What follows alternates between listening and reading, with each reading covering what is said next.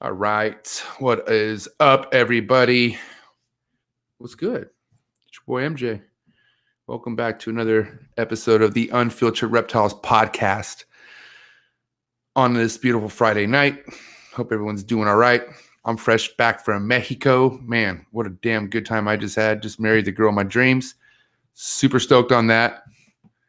Pretty amazing, but glad to be back. Had a shit ton of damn trap chores to do. But I did them, man. So, yeah. Before we get started, if you support this channel in any way, please don't forget to subscribe, like, share, all that good stuff. Leave me a comment. Let us know how you're liking the channel and all that good stuff. But more importantly, don't forget about Southeast CARPETFEST. Definitely something very, very exciting that's going down. Ian Bessel, I mean, everyone knows what he's been doing lately. He's been the shit out of this. So shout out to Ian Bessel. But guys, this is very important, okay? If you could donate anything to hit the auctions that he has going on that are going to be ending pretty quickly here, please reach out to him. Information description below. Ian Bessel from S&J Reptiles. And yeah, tonight, I've been looking forward to tonight. I think tonight's going to be pretty special. We have someone who's, been in the game pretty thick, pretty heavily. He's my boy, Steven Cushington, a.k.a. Cushington Daniels. What is up, Steven? What's up, MJ? How are you doing, man? Pretty good. How about you, man? Oh, yeah, I can't complain. Just chilling here in America, Yeah, man. Congratulations. That's fucking awesome. Thanks, bro. Wedding, man. Thanks, bro. You'll be there someday, but if not, you'll be all right either way. We'll see. Don't worry about it. You're on a mission, my man. But yeah, what's going on, Steven? Super stoked to have you on the show tonight to talk about what's going on with you personally, what's going on in Steven's world. Because Steven does have a life. He doesn't only just work over at Forrest's fucking zoo dream projects and all that, but he actually has shit that he has going on in his own world. We're going to talk about that stuff today, man. But so, yeah, shout out to Steven for being here. Steven, what's going on? Tell us a little bit about, what's going on in Steven Cushington's world right now. Right now, it's there's a lot, man. This business is there's a lot to it, man. There's the reptile side, there's the rodent side also, and then kind of managing the two of them at the same time is really difficult because we have all of these reptile breeding projects that we're really passionate about and we really want to focus on. But at the same time, there's the rodent business, which is what pays the bills around here. Without the rodent side, the reptile side doesn't exist. So getting the two in the right balance is something that's always been very challenging, but we're making it work over here.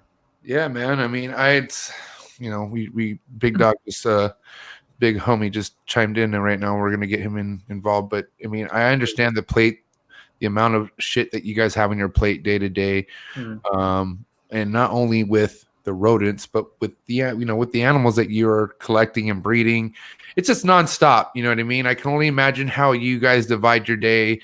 And that's why, honestly, I can't wait to actually go see it in person. Like, I am so looking forward to going over there in person and seeing how the hell you guys run shit, because at some point, who knows where I'm going to be at, but I mean, it's just, I know I could learn a thing or two, man. Oh, definitely. What up, Forrest? What's up, guys? There he is. Big How we doing? Good, man. How are you? Good. How's the wedding? What's that? How was the wedding? Oh, it was fun. Got a tan, drank heavily, ate heavily. Those all inclusives is no joke, man. I really, really gained some weight. So, but oh man, you look good. I'm doing good. How you doing? Doing good, man. Busy as ever. What's new? Oh man, what is new? I'm sure Steven probably filled you in a little bit, but it's been kind of a little slow. Like, these are our slowest couple months in the rodent business, so just trying to use that time to hammer out some projects, and we've added a few new reptiles. We got some gallowasps from Brazil, really rare pair of lizards, and then what else we get, Steven? We just got some new tree monitors from Joe. The baby male yellow tree, the Racinga, and the Maruki locality Prasinus. Yeah. So that was huge. I mean, our other yellow tree, the female we got is a baby from Joe, and that was my first yellow tree, and it was scary. They're the most expensive, so getting a little baby tree monitor was it's because they're difficult, like especially the green tree monitors from Indonesia. Mm-hmm. I haven't had a lot of success with tiny little babies, but this yellow tree just took off, and it's probably our most socialized and awesome animal we have. So now we got a male that was captive born in Indonesia, and it's got I don't know, it's just awesome. And then the Maruki locality is really rare, so just adding some stuff to our tree monitor program, and then also we got a big female barneck, like 7-footer. It's really nice. Yeah. So. And the young male Biak scrub python too. Yeah, that one's huge. You guys got a Biak scrub python? Yeah, we had a pair, and the pair unfortunately passed away. They were both imported as wild caught adults, and unfortunately, especially with some of the more kind of sensitive scrub pythons like Biak and Halmaheras, they don't really establish well, and neither of these really did. So that was a big hit. We may have been the only people with a pair in the United States. Yeah, you don't really find those. Yeah. No, but luckily we, Joe hooked us up with this male, Joe SWITALSKI, obviously, and fingers crossed that another female shows up somewhere, Yeah. Yeah, no, and to get a young one, I mean, that seems to be the thing with a lot of wild caught pythons or pythons that haven't been bred. Obviously, Lawrence bred the Biaks this year, which was an accomplishment of a lifetime. We have a ton of respect for that guy, and but yeah, to be able to get small ones, I mean, I think that's a lot of the problem with these species that haven't been bred or people haven't had success with, is they get larger adults in or established animals, and you rip them out of the wild, and it's just like so traumatic on them that they just don't ever recover from that. And that's why such a low percentage of female pythons don't reproduce. Even ball pythons, if you get a brand new morph and it's an adult female and you bring it into captivity, there's been a lot of new morphs that never proved out because it was an adult female that they found. So it's so hopefully we'll have some success there. Yeah, you always roll the dice with them imports, but that's why if you once you actually make an import, a successful thriving animal, it makes sense why you would want to roll those dice. But yeah, that's awesome, man. Yeah, you guys, it doesn't surprise me when you guys pick up sick shit. It really doesn't. The biggest reason why I kind of want to have Kush on as our guest is because all the projects is that obviously are going on are projects that I think, Steven, you've been chasing this scrub dream for a while. Yeah, a few years ago, I kind of got introduced to them. I had, that evolution everyone goes through from ball pythons to kind of learning about new species, and I was always kind of drawn to pythons, and scrub pythons always seemed like that top level to me, like scrubs and Bolins in particular. The Bolins have been on my price range, as they are for most people. They're one of the more expensive snakes. But like once I got my first scrub python, I was just hooked. They're just so interesting to me. Really, they're unlike any other snake I've ever interacted with. So much more intelligent. There's a lot more going on upstairs with them. I think so too. Yeah, they're smart, dude. They're smart. Absolutely. And they kind of make you earn their respect no matter what, they're smart and they're confident. They're confident, and they know when they got you. You know what I mean? They know when they're like, wow, this fool doesn't even know how to hold me. Like this, like they're not stupid, and they remind me of Epidaurus, popon. I would say if there's a species that I had to say was most scrub like, it's definitely the pop ones. Yeah. But man, I mean, I just I only have, I had 3 at one point. They're I had Womanias and I got rid of those just because I just want Barnecks. I like the Barneck a lot. Definitely. But I just I can't wait to gain my knowledge and get another, I can't wait to get a female basically and just kind of see where I go with that. Just because the reward you get, like I said, from getting a scrub that's kind of like on your ass to you can just reach down in and grab it. It's pretty awesome. And then there's, like you said, there's a lot more going on upstairs. I'm glad you said that because I mean, it's something that these freaking scrubs have about them that it's kind of like, man, this thing is it's not a ball python. It's not, it's not even like a green tree. It's different. It's just a different type of snake. It's almost like the warrior of snakes. I feel like it's like, they're just pretty badass, you know what I mean? And I also think the ones that are king are the Bolins, obviously scrubs are fucking awesome, but I think Bolins Bolins are king in my world, I think. Yeah, it's hard to debate that as far as pythons go, you know. But I've interacted with Bolins minimally. I would say from what I have, scrubs are a little more kind of intellectually capable. Seems like they're a little bit smarter than Bolins pythons. Not taking anything away from them, they're still freaking awesome. I'd love to have some. But man, there's something about, you know, a big 12-foot, you know, bar neck that is looking you right in the eyes where you just know you got to respect that snake. So you're saying Bolins are stupid? Like, just not like stupid. Like, I mean, they're just saying like they're just kind of slow. Like they just don't give a shit. They're just generally a lot more chill than most scrub pythons are. But you know, I haven't really dealt with Bolin eye much, so I can't really speak from too much experience. But you know. What about you, Forrest? Have you like handled Bolins like quite a bit, or kind of seen how they are compared to like scrubs? Oh yeah. Let me make sure. Hold on a second that I'm on the right feed because I had to log into YouTube to be able to use the chat. So, okay, I'm live with you guys now. All right. So yeah, I've handled them a little bit. I mean, knowing Ari and some of the other guys working with them, I've got to learn a little bit from them. Nice. But we don't have any yet. We're definitely going to get a pair as soon as somebody as Joe has some babies, or if Ari gets us some babies or something. But for real, I'm trying to save something for that. Ari's trying to come on this show too, so we're definitely going to be getting Ari on this show.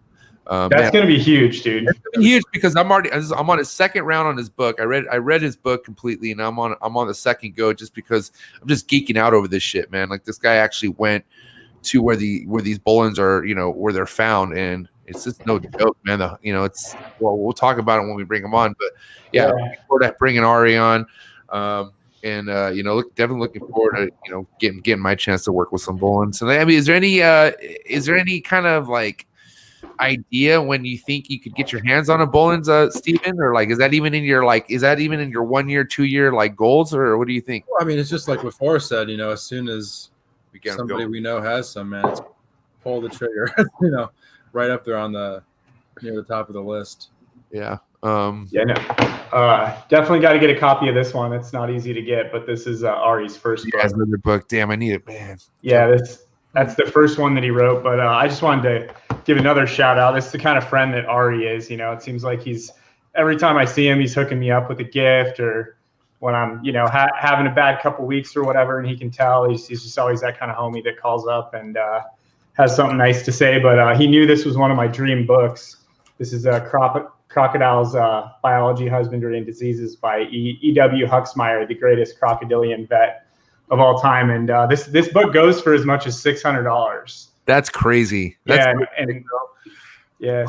for Ari to like go out and find me that book and send it to me, that's just says volumes about the kind of guy that he is. So Ari's a player. I really appreciate him.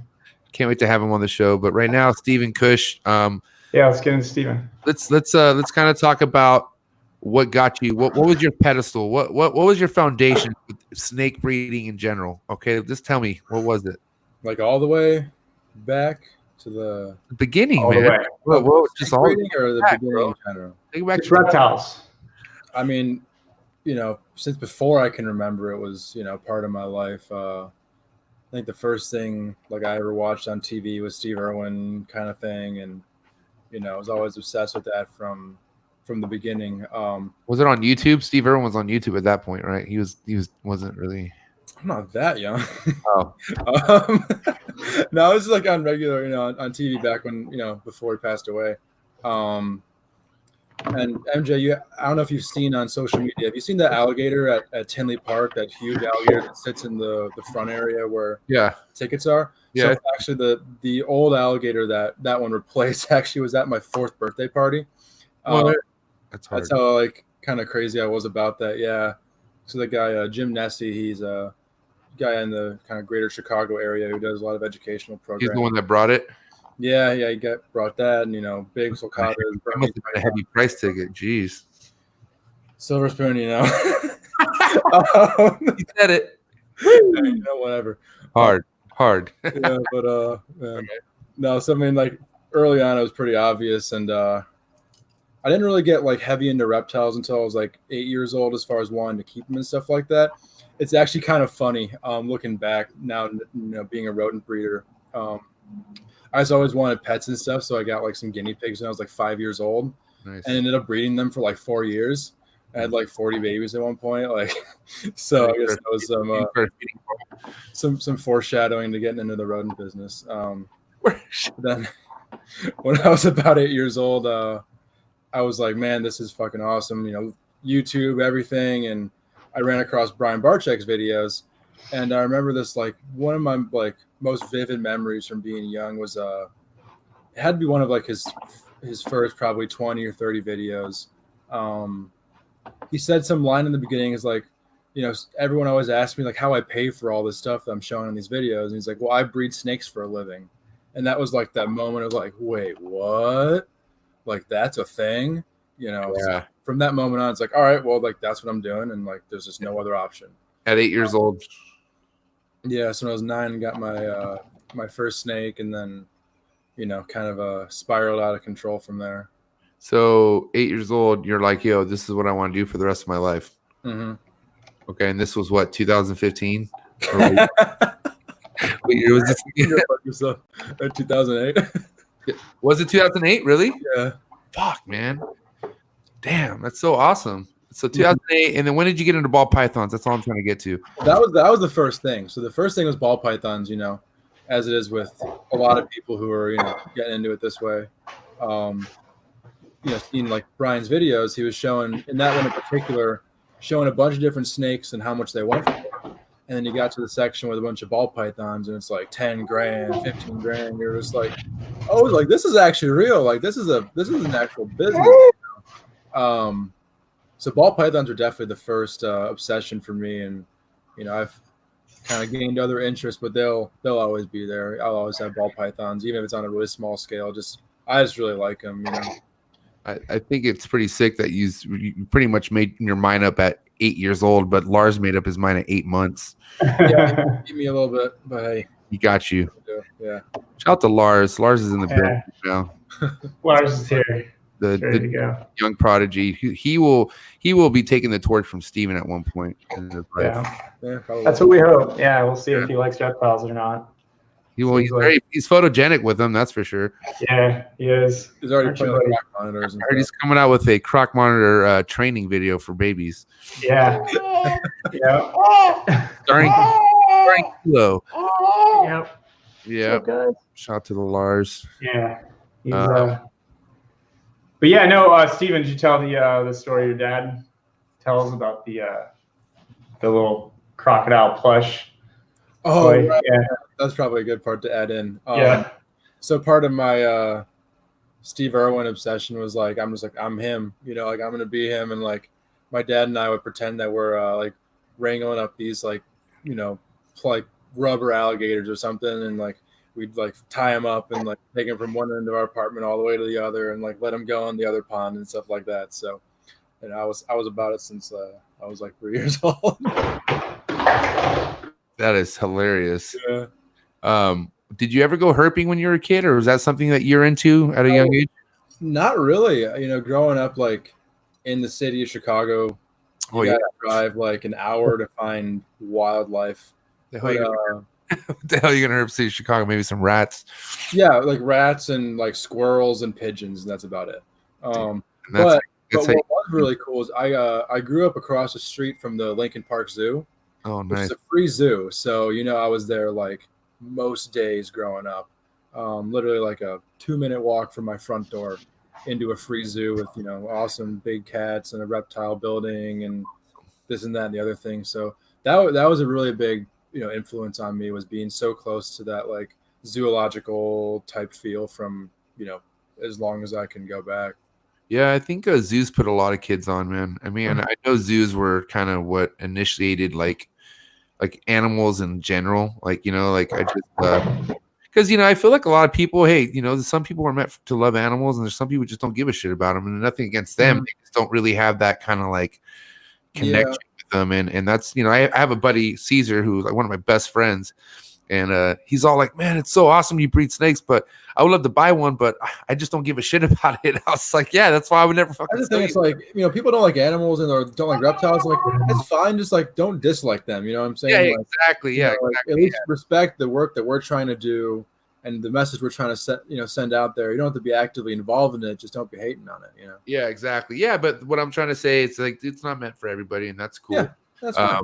And that's definitely fine. But man, it's just I know I wasn't one of those people. That's for sure. I just knew fucking animals were legit. I knew there was something like innocent. I knew they weren't like people. You know what I mean? So, and then leading to knowing that my uncle owned a type of a zoo, like he was kind of like, that was I was like, holy shit, maybe I'm meant to work with animals, but definitely the young age, man. And it's actually pretty crazy. I didn't actually know this until after I had my first snake, but my great grandmother and my grandmother kept snakes back when my grandmother was young. So that had to be like in like the 40s or the 30s, like the really, really early days of private reptile keeping in the United States.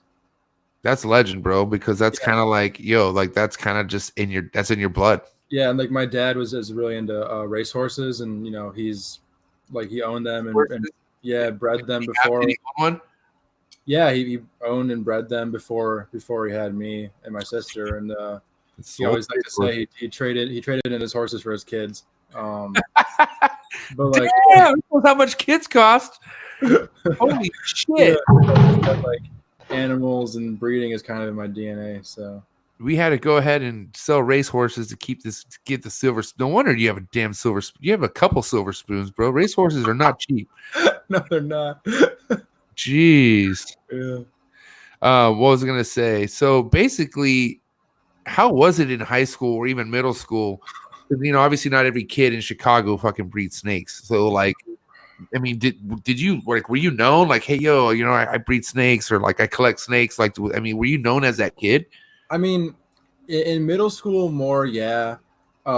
Just because like I was just super excited about it, but like everyone always thought it was super weird and like was really like judgmental about it, and it like really upset me, like because it's not like I'm gonna let their opinions like affect me, but right. People were thinking I'm weird for keeping snakes or being into this stuff. So when I got to high school, I'm like, I'm just gonna shut the fuck up about it.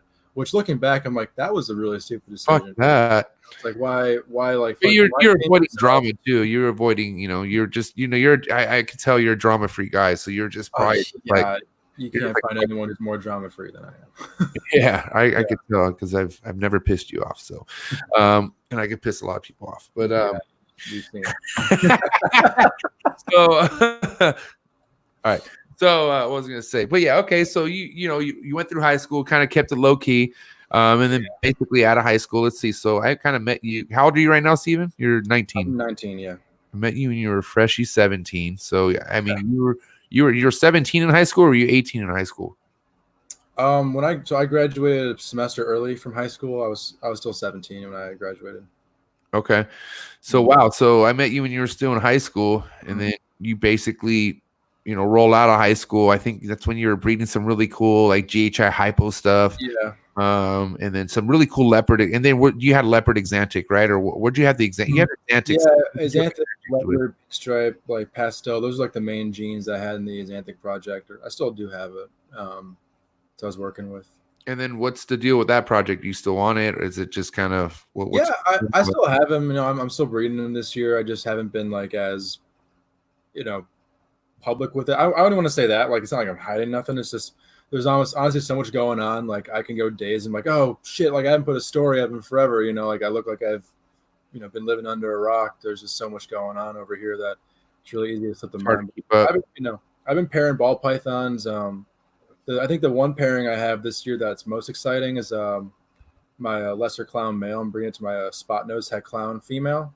Oh wow! So yeah, I when all the Batman stuff kind of came out a few years ago, I was just really drawn to that, and I got leopard head, spot nose head, and stuff like that. And at the same time, everyone else did, and I'm like, well, it's kind of bandwagon here, but they're still awesome snakes. So I wasn't upset about it. So. Ball pythons are still here. I just don't think I'm going to add anything else, and just kind of enjoy what I have and see what I can produce. Maybe do some double recessive stuff. Just something fun on the side. You should make some super normals. Super normals? Oh yeah, super normals. Heard they're gonna increase in price this year. Hopefully. Oh, for real? We'll see. I'm just kidding. Forrest, I would have you say something, but you're muted, my man. So you might want to get your mic. I'm sorry. It's just Lars is making so much noise. I didn't know she was going to come home before us. So no, I just wanted to see what your input was on super normals. But super normals, I think it's.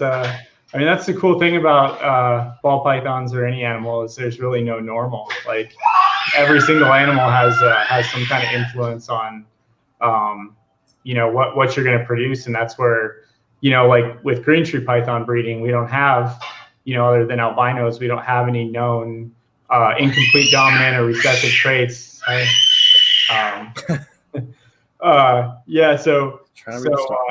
Every animal can have an effect on how that looks, and a lot of times that's why when you breed a morph to something and some of them look so different, people are really quick to jump and think they have a new genetic trait, but really it's more just like I said, there's no such thing as a normal.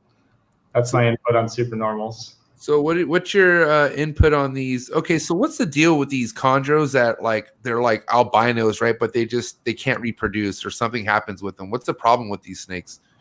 Oh no, so albinos, as far as I know, the first one ever, Midas, was produced by Trooper Walsh, who's like the godfather of chondros. Him and Eugene Bissett were the first guys to produce them in captivity, and they really spurred the whole scene and captive breeding thing with green tree pythons. Just two amazing people. Trooper Walsh was the curator of the National Zoo in DC. He's really well known for Komodo dragons, but other than that, he was the first guy to captive breed green tree pythons, and zoos all over the world, from Moscow to literally all over the world. His green tree pythons are still breeding and thriving, but he's most well known for the blue line of chondros, and he did the original albino, I believe. I'm trying to think here if Midas was produced by him. There was a guy named Damon Salces, and I know he produced some albinos from Barker stock Marukis. And so he produced some hets from those, and maybe those hets produced Midas, which ended up in the collection of Rico Walder. And then that animal was, after Rico passed away, unfortunately, his collection mainly went to Greg Stevens, and this was kind of during the time when we were having a lot of die-offs of complete collections. And I know Rico, and when I visited him a few times, we talked a lot about nido and reoccurring respiratory and stuff. But if you're to look at famous chondro books, the complete chondro and the more complete chondro, I don't know if there's a snake in those books that's still alive. And so I don't think it has anything to do with the albino project. I think it just has to do with the fact that, all famous chondros are dead for the most part. So it's sad. And luckily we still have a lot of the great genetics still floating around, although most of them are in very low numbers. I had the bad experience of losing the last female lemon tree on Earth that was pure. I don't know if the last male is still around, but there's still some crosses of lemon tree stuff out there. And then of course, so there was a Biak in Europe that showed up that was an albino. There was a clutch of those, and I'm not sure who's working with those or if they're having success. And then there's also Marshall Mendez, of course, one of the guys I look up to the most. Hopefully we can have him on at some point, but probably one of my biggest idols in reptiles in general. He produced some from his Trooper Walsh blue line stuff. Well, Versace, it was from Versace, I think, had some albino in it, and possible het, and some of those animals down the line produced the first red neonate albino that lived for any length of time. I know there was a guy in Alaska, I can't recall his name, but he had hatched out a red albino that died right away. So we're really, really curious to see what a maroon or red neonate albino is going to look like. Is it going to be purple? Is it going to have a different hue when it's an adult? Hopefully Marshall or one of these other guys can end up proving them out. But yeah, that's That's my opinion, as it has nothing to do with inbreeding depression. It has nothing to do with the blue line being weak, anything like that. I think it's just chondros are really difficult animals in captivity, and that's why we lose so many of the great designers. So that guy, is it Marcel or Marshall? Marshall Mendez. Marshall Mendez. Okay, I don't know why I thought it was spelled Marcel, but so Marshall Mendez. I mean, does this guy have adult chondros that he's kept for longer than 10, 15 years? So I mean, he has that are thriving, right? So it is possible to do, right? Oh no, it is possible to do, and now that we have the information that we have, thanks to the pioneering work by these veterinarians and people like Cody and Pia Bartolini that are hosting CARPETFEST, and Ian Bessel just being like so hardcore about raising money and CARPETFEST 2020. I went ahead and did a shout out in Mexico for him, man. He was really thankful for it. Yeah. No, hopefully we can have Ian on sometime over the weekend or next week. Yeah, we're gonna get him on soon. We're gonna start pumping out some more shows. Forrest had a good idea, and so we're gonna try to keep the ball rolling. So hopefully we could get Ian on over the weekend or early week next week or something before Southeast Carpet Fest, because it's coming up soon. So I know we want to get him on here. I know he has some things to say about it. So yeah, you're gonna be blown away by just the vast amount of information that Ian has. Well, you got to meet Ian, so you know. I got to meet him, bro. This guy's awesome. This guy is the shit. He's freaking like very knowledgeable.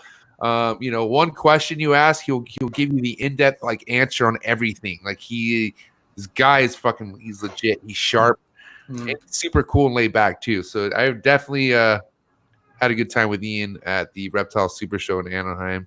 You guys, man, dude. Are you guys going to Southeast Carpet Fest? Because he keeps saying you guys are pull up. You guys are. Mm-hmm. Wow. Okay. He wants. He had a good idea. He wants to do a live podcast while you guys are in Southeast Carpet Fest. We should make that happen. Yeah. What about you? I want to go. Is he flying me out? What the fuck? I'm down to roll. I'm broke as shit right now from this wedding I just had, but I could sell a snake or two. We can make it happen. I would love to go, man. That's definitely something on the bucket list, is to attend the main Southeast Carpet Fest at your boy's fucking, at his spot. I mean, can't wait to have Cody on this show too. I mean, that's dude, it's gonna be epic. It's gonna have on, just because who he is and whatnot. Steven, real quick before we get off the topics of chondros, how your neonets doing? I mean, you've had successful, you had 2 successful clutches last year, right? I had one on my own, and then with Forrest here, we produced a clutch. Okay, so you guys had a little collab, right? Yeah, or well, more like his animals, and then I kind of helped get them. Yeah, he has some beginner's luck, as Eugene Bissett likes to say. I'll take all the beginner's luck I can get. Hey, I'll take that shit too. Hopefully, it won't be the only luck you get. Yeah, so I had that clutch, and I have 2 of the neonates left. One that's my holdback I'm holding on, and one that's still kind of a slow feeder. It's doing well. It's just not consistent enough to where I want to sell it. Okay. Neonate. And, are you when you don't say consistent, is it like meaning is it something where you'd have to assist feed every now and then, or like is no, like it'll like every 2 or 3 attempts maybe it'll take once. I don't want to sell that snake until it's every single feeding like clockwork, until it's smashing, right? Yeah, exactly. I'm patient with that. So are you just doing nothing but frozen thawed, or are you doing live? We're trying live too. Like we don't feed live unless we need to, but with an animal like that, it's necessary. And luckily we have all the live at our disposal that we could want. And, we know what's going into those rodents, so they're getting the best quality that they can. Even though feeding live is never really ideal or what we like to do, but yeah. Okay, so it's a very good trick to get baby green trees to eat, because that motion of the live headache right there. Pinky definitely gets them going. But I think other than little Chapo, rolling, I had good luck with him. Like he took on the very first try. And then he didn't take after that for a couple of weeks, and then he took again, and that's why I was like, holy shit, is it going to be like this for all of them? Which probably not, but I just got really lucky with him. But when you have about 8, 9, 10, 15 of them to try to feed, that's when I was talking to Patrick about that a little bit ago, and he's like, that's when things really, you got to get strategic. You know what I mean? You got to find a way get these little motherfuckers to eat, because if not, you're gonna be spending 15-20 minutes with per little neonet, you know. Yeah, and what really is unfortunate is that we have a pair of pure Kofiaus that we're breeding this year, and Kofiaus are notorious for being very hard to start. So if we get Kofiaus are on the smaller end, right? They're not they don't really get too big like Biaks or, you know, or am I right? Yeah. And just the babies are just notorious for whatever it is. They just won't feed.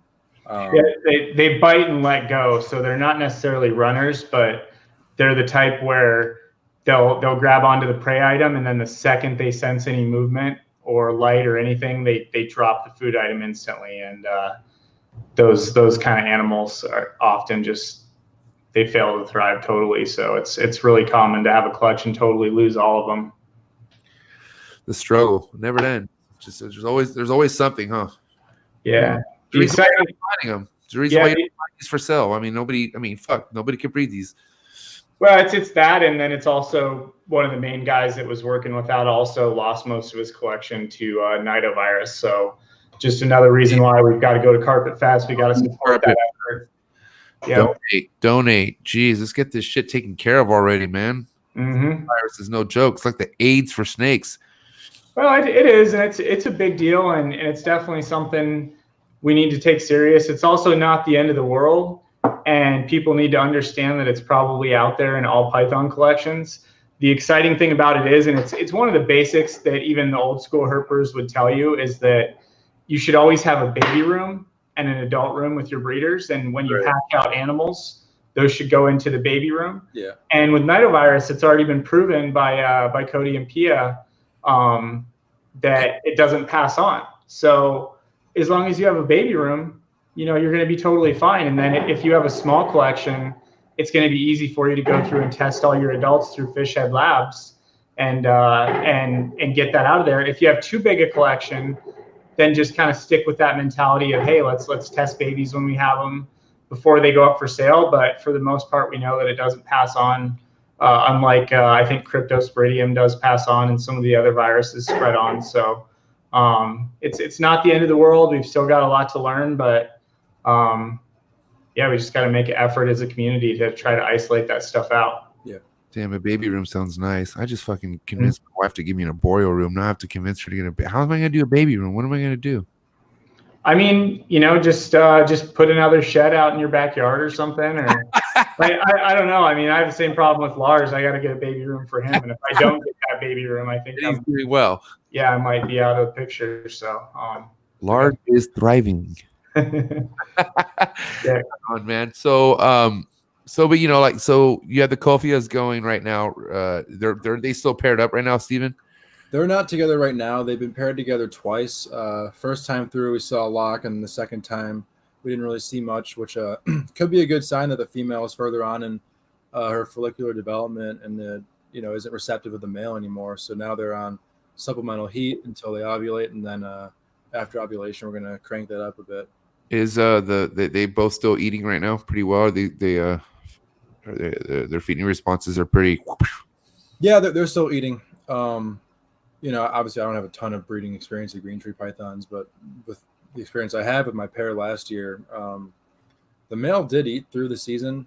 When he was breeding, obviously he didn't have any intention on eating, but the female, like clockwork, was eating until she ovulated and stopped. She just wouldn't take after that. And that was part of how I knew that the ovulation had occurred, is that she didn't eat until after she dropped the eggs. Damn. I just paired Mimi, my biggest Biak, to the Numb Furred, who locked her, but now she's not eating. But there's only been one lock, so I don't know. I'm just kind of like wondering. She's my most aggressive chondro, female who will take food, but now she's just turned off. So I mean, I've only heard her once, so I don't know. I don't know. I don't know what's going on. Who fucking knows? One lock can definitely do it. Get her on some supplemental heating and see if she's heat seeking. She could be working up towards an ovulation. Yeah, we'll see. What was I gonna say? So chondros, you have how many pairings you got this going this year, Steven? Just to make sure. So in total here we have 3 pairings going. I think that's it. We might be making a couple more here soon, but our 3 main pairings. We have the Mosaic line male Friday the 13th, pair with the Carpetman Queen Trooper Walsh blue line female. that's definitely like the pairing for us. You know, it can be the first to produce mosaic blood in the U.S. or outside of, you know, Portugal, you know, where Pedro originated the project. Pedro. I mean, that's what Friday the 13th came from, right? Yep, exactly. Fool's gangster. We're gonna have Pedro on here too at one point. He's super. Come on, Pedro. Yeah, that's gonna be epic, dude. I can't wait. I mean, that guy's incredible. Beast. Yeah, he is a beast, and that guy loves chondros, dude. Like, he's got such a heart for it, and it's gonna be epic, dude. I absolutely love Pedro. Look up to him a lot as a breeder.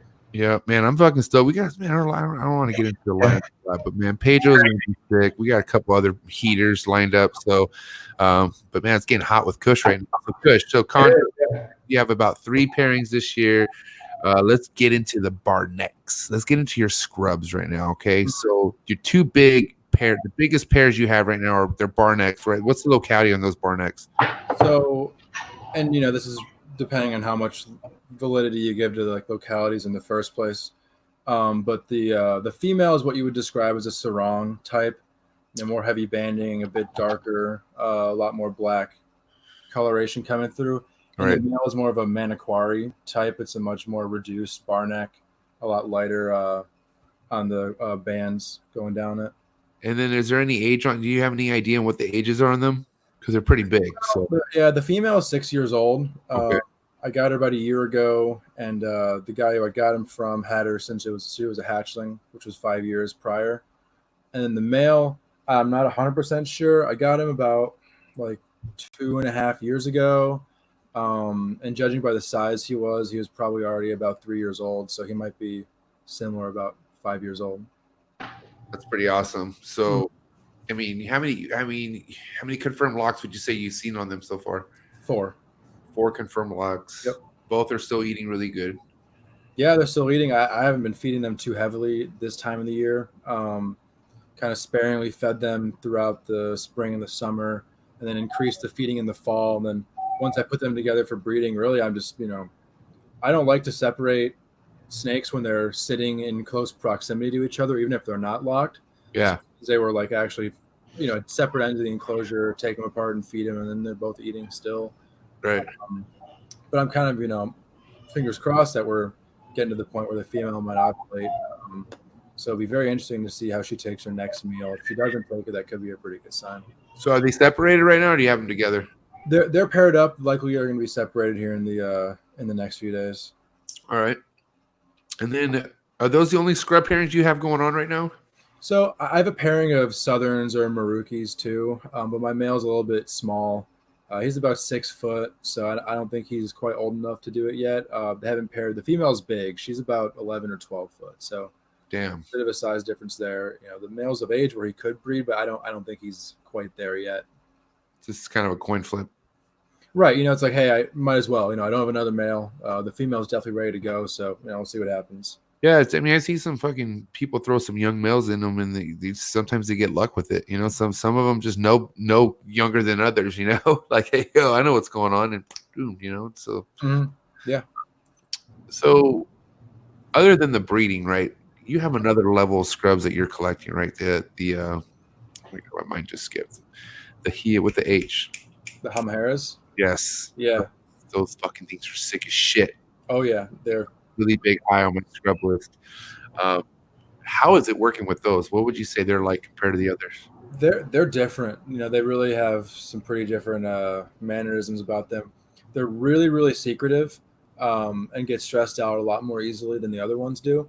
Right. So like, you know, I haven't obviously bred them. I haven't had success with them, but I feel like likely the only or the most, you know, likely method for success would probably be to breed them in kind of larger tubs, right. where they don't have a lot of exposure to light, and, you know, they won't see people walking by them. So, you know, I have an adult female currently, and I have her in like a big ARS boa style tub. There's a window in the front, but she's not in a very high traffic area. And for being a wild caught adult female, she's established really, really well. Like I was saying earlier with those Biaks, they typically won't. And Halmahares especially are kind of difficult across the board, especially with larger individuals. Yeah. Historically, a lot of them have been imported, and almost every single one has died.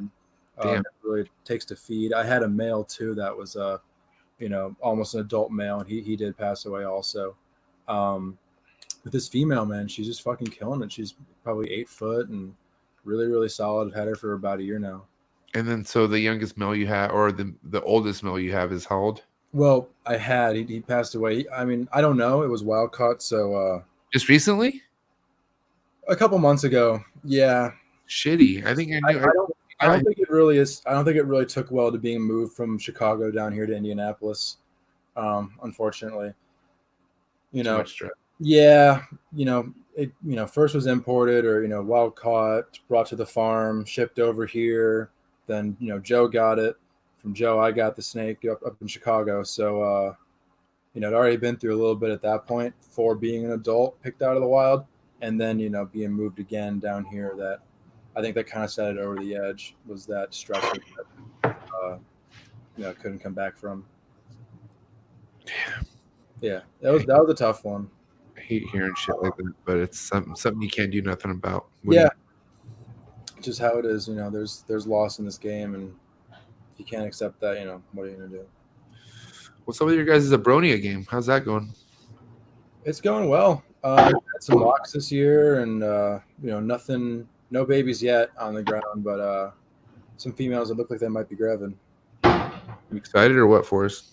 Oh yeah, I'm really excited. Yeah, it's pretty early right now. I mean, in the wild, usually we see litters late April into May, and then in captivity, it's more June and July. So hopefully we'll have a big year with those and be able to add to the gene pool and learn some more about just the reproductive husbandry and breeding of those guys, and be able to share that with other people and institutions on what we figure out. So that's the passion project of mine. That's what I'm the most focused on, just like Steven with the scrubs. It's I don't know, I'm just more stoked on that than anything.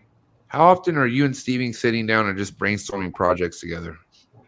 Oh man, I mean, almost every day. I mean, lately it's been like Steven's really, like, I knew from the start he was going to be, but he's really, overseeing the entire operation, really. So he's a big picture guy like I am. He can look at the entire big picture and understand all the moving parts and see the challenges that other people might not see. So he's invaluable to my operation for that. And so he's really kind of like taken his focus, because we have a full-time reptile keeper. His name's John.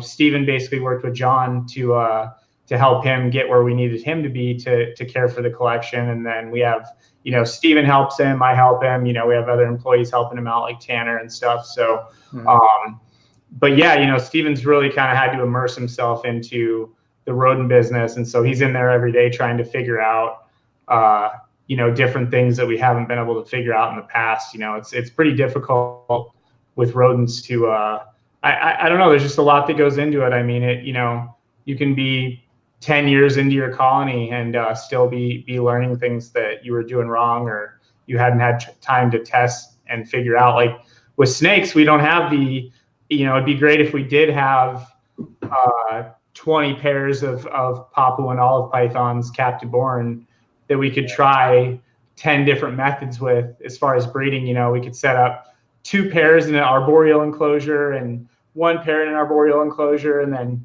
2 pairs in CB70s, and you could just try all these different things, and you can't do that because we don't have enough specimens to do stuff like that, and then be able to actually offer non-anecdotal evidence-based advice to people on these animals. We're all we're still in the early days of figuring out reptiles, but with rodents, they're the most studied animal on earth. I mean, there's almost a study for everything, but even when you're reading scientific journals about rodents, there's still variables that you have to take into account. And you'll read a study on something, and then all of a sudden you'll find out that study was later deemed to be inaccurate because of they had this bacterial infection, or there was this with that rodent room in particular that swayed the results on on this. So it's crazy, but really, really proud of Steven for the time he's put in with the rodent colony. And I think, and just with learning management, I mean, I was in a similar situation to Steven in my late teens, early 20s with coming into a company and being in management. And what you got there, MJ? Excuse me? What you drinking? Just some Bucanas 18-year, no big deal. Nice, bro. But yeah, no, it's learning management, especially labor management, is a really, it's a challenging thing. It's a big deal, and especially when you're younger, working with a crew of people. And I did that with my dad's business, and then a few companies I worked at where it's a pretty intense experience to put yourself in that role, and then to have to earn your team members' respect and all that stuff. And he's just done an exceptional job. So it's crazy, man. It's pretty blessing. I'll tell you right now, Steven, to be at your age and doing something that you truly love to do. Oh yeah. I remember whatever. I mean, I'm pretty sure at your age, all I cared about was having a job that made me money. And I hated that job, but I didn't give a shit because it made me money. But to understand, to do what I'm doing now, to where like, yeah, I am in this, at least, I mean, fuck what Forrest says, I'm going to be rich someday breeding fucking snakes. I swear to God I am.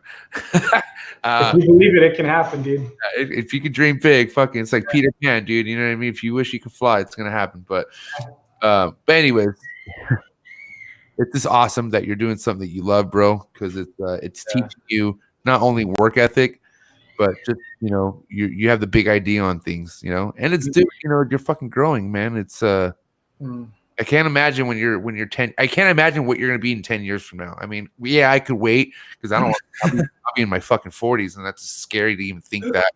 But I'm just saying, man, the track that you're on, fuck, I'm excited. I can't even wait to see what happens at the end of this year. You know what I mean? Like it's so much exciting stuff, and I'll keep saying this, that I don't think you can't find a better person than who you're with right now, Forrest. So I just think it all makes sense. It's all meant to fucking come together, and it's awesome. It's awesome. Yeah, I mean, this opportunity is just like, it's hard to even put it into words. Like coming up, having the thought that something like this could have crossed my path. I wouldn't even considered it. Forrest taking me under his wing like he has is put me far ahead of where I could have ever imagined myself being at this point, and presents me with an opportunity to do everything I could have ever wanted to in this industry. So I'm just like, eternally grateful, to you for helping me out with that, man. Like, it's amazing. I just hope I can, keep up with the progression around here, and, try to grow with the business and keep that passion and that drive going. Let me ask you a question, Steven. Yeah. Being that you're young and whatnot, you got a lot going for you. Do you ever see yourself going back to school, like for anything? I don't know. I never wanted to go to school in the first place. And I tried it out and realized, like, yeah, this isn't for me. From the moment I stepped foot there, I'm like, all right, I got to do whatever I can to leave here as soon as I can. So, about 6 months in, it was pretty funny. You're retarded. It's the fact that you just know that the shit that they put you through, the shit that requires to get a bachelor degree, isn't going to help your halomeras or your fucking other snakes lock. You know what I mean? So that makes sense. Yeah. All depends what you want to do. I mean, I don't think we want to put the message out there to kids to not get an education. I mean, but you don't need it. I mean, it's not. I mean, it's just case by case. If it feels what you need to do. I mean, if you need school to progress, then then handle it.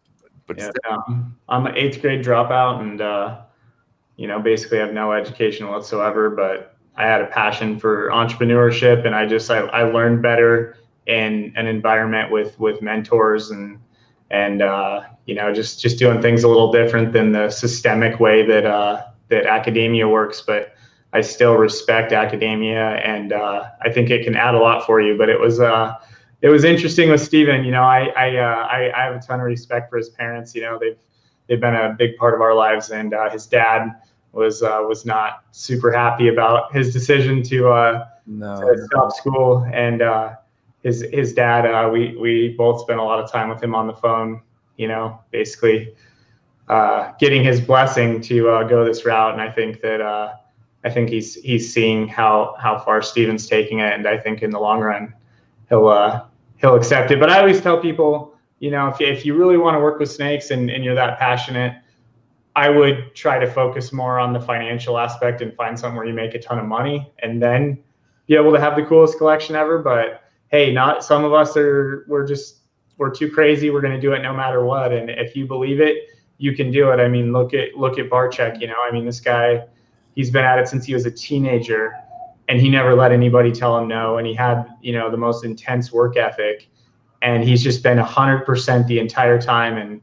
And look at how far it's taken him. I mean, it's just mind blowing. He just got that magazine cover, you know, saying YouTube's resident animal expert. I mean, I'm just so proud of Brian and what he's done. So just put your mind to it and you can do it. You can make a living breeding ball pythons. You can make a living. Brian. Brian is an individual where everything just came just based off his passion. He was, you know, I mean, the guy was just doing what he loves. He didn't give a shit what anyone else thought about it. And he just kept putting it out. And now it just turned into something goddamn so gigantic. It's unreal, man. There's nobody doing like Brian Barcheck right now. I'm saying that right now. Oh, 100%. Brian Barcheck is the GOAT, and nobody's even close to his level. No one can compare to what he's doing for nobody. I don't care how rich you are. I don't care how cool you think you are. You are not on fucking Brian Barcheck's level. No. So shut up. Well, and I mean, nobody's on his level as far as just his genuine. Period. Genuine dude. He's such a good person, but his work ethic is unbelievable. I think that's his heart for people, bro. He actually cares. You know what I mean? He goes the time of day. He's not a dickhead. He's just, you know what I mean? He's a family guy. You know what I mean? Good to his wife, good to his son. You know, they have that podcast going. Everything's worked as a team. You know what I mean? Not for clout, not for anything else. They're doing because it brings them together. And I look up to that family so much. So it's pretty awesome. Yeah, go ahead. No, I was just saying the same thing, and I just wouldn't be here. I don't even know if I'd have a business if it wasn't for Brian and Lori and their support. They just they were there for me. They helped build me up. They were some of my first big customers, and so it's just awesome. And then to see that, you know, I mean, Jay's another guy. You know, Jay's work ethic is just unbelievable. Garrett's work ethic is unbelievable. Yeah. Miguel's work ethic, and then also what Miguel's doing with bringing attention from just these huge celebrities, that has a huge effect on all of us. I mean, it can skyrocket our industry so fast by having these major influencers and stuff like that, like what Brian did early on with was it like, you know, Logan Paul or David Dobrik and stuff like that. Like, to have people like that get snakes and then show them having snakes, let's talk about that. So Brian was the one who paved the way for all these people who are doing that now. So plain and simple. I mean, Brian literally was the stepping stone, and he was the foundation of whoever's doing big collabs right now. They all got it from Brian, bro. Yeah, but you know what? You won't hear Brian sitting there saying this person wouldn't be doing this if it wasn't for me. Exactly. He doesn't care, dude. He likes seeing people succeed. Exactly. Because that's one of the keys to social media success and success in general, is that you don't have that kind of envy or jealousy or anything like that. We're all in this together. So if this guy succeeds, it can help me succeed more. You know, we don't have to, you know, be comparing apples to oranges or whatever. So anybody that's doing a good job, that's being positive, that's bringing us attention, it's only going to do good for the rest of us. And I see a bright future. And and Steven's such a huge part of that, you know, being able to work with somebody young like Steven, Steven has that work ethic. He's like these guys we're talking about. And he works at my operation 7 days a week from sun up, sundown. And it's not about the money. It's not about clocking in and out. It's about the craft and about the passion for it. So stoked. When I go visit, can I stay on that couch right there, Steven? Or where do I sleep at? You can have it. Where do I go? I need to be where I need to be. I want to sleep at least one night in that building. Where do you sleep, Steven? Sleep on a queen size air mattress in the snake room. I could sleep on that couch, man. What the fuck? Yeah, the couch is open actually. Man, go for it. You know, you can snuggle up with the dogs and just make dogs over there. Oh hell yeah! Fuck, you know I love dogs, bro. I'm a dog. Like watching one of those Gary Vee videos or whatever, where they're talking about how, you know, Steve Jobs slept on the couch, Bill Gates slept on the couch, Tesla slept on the couch. Like these guys have, you know, just given up all their comfort and all their ability to have a good lifestyle to reach their goals. And I mean, I just can't even believe what shitty situations I've lived in while spending so much money on animals, you know, like literally, you know, could have been having such a great lifestyle and had better living situations. But I mean, there was one point where I was showering out of a 110 quart, one of my green tree tubs with a hose and rinsing off. And yeah, that's a true story. That is fucking savage. Yeah, dude. Yeah. Yep. No, I've you know, and I remember one time, like we, you know, like Cody was living in like this tiny little closet, and the snake room in our house at that time was like his bedroom, and he's living in the closet. And you know, just like I don't know, dude. It's just like if you really want it, you have to sacrifice. It's everything doesn't work around what you want or what you need. If you want it that bad, you'll do anything to get it. And I think that's why you'll see Steven and you know, if you want to make it happen, you'll make it happen. Mm-hmm. Plain and simple, right, Steven? There's a lot of people who, you know, talk a big game about wanting to do this, and you know, I'm not talking as somebody who's, you know, who has like history, but someone who's really trying to do that for themselves. And you know, I don't have that. Well, I will do this. All, you know, if that, or if I can get this, or if this is good. You know, everyone always has those couple stipulations where if this part doesn't get reached, or if it's, you know, not ideal here, like I'm not going to do it. You know, they have their little outs or excuses. And if you have that, especially with a line of work like this that's so rewarding and, you know, it is rewarding all the time, it has its major down points, I can't see it working for you. You know, what do you guys think about that? Yeah, no, it's totally true. It's you know, shout out to Novi's Reptiles too. I mean, you want to talk about the next generation and somebody that you know, to see these kids have that kind of dedication and that kind of and Cobra Keeper Jr. We met him at Daytona. Him and his family, his mom, super supportive mother. You know, those two kids right there, like that's the fact that they're in our chat room right now and they're listening to what we have to say. That means more than having millions of views or anything else. But the fact that the kids that are genuinely 100% invested in doing this, are listening to us. But those two kids right there, those are two kids that really inspire me, and I see it just makes it all worth it too. Yeah, you did just have your first clutch. I seen that. She got her first clutch of ball pythons.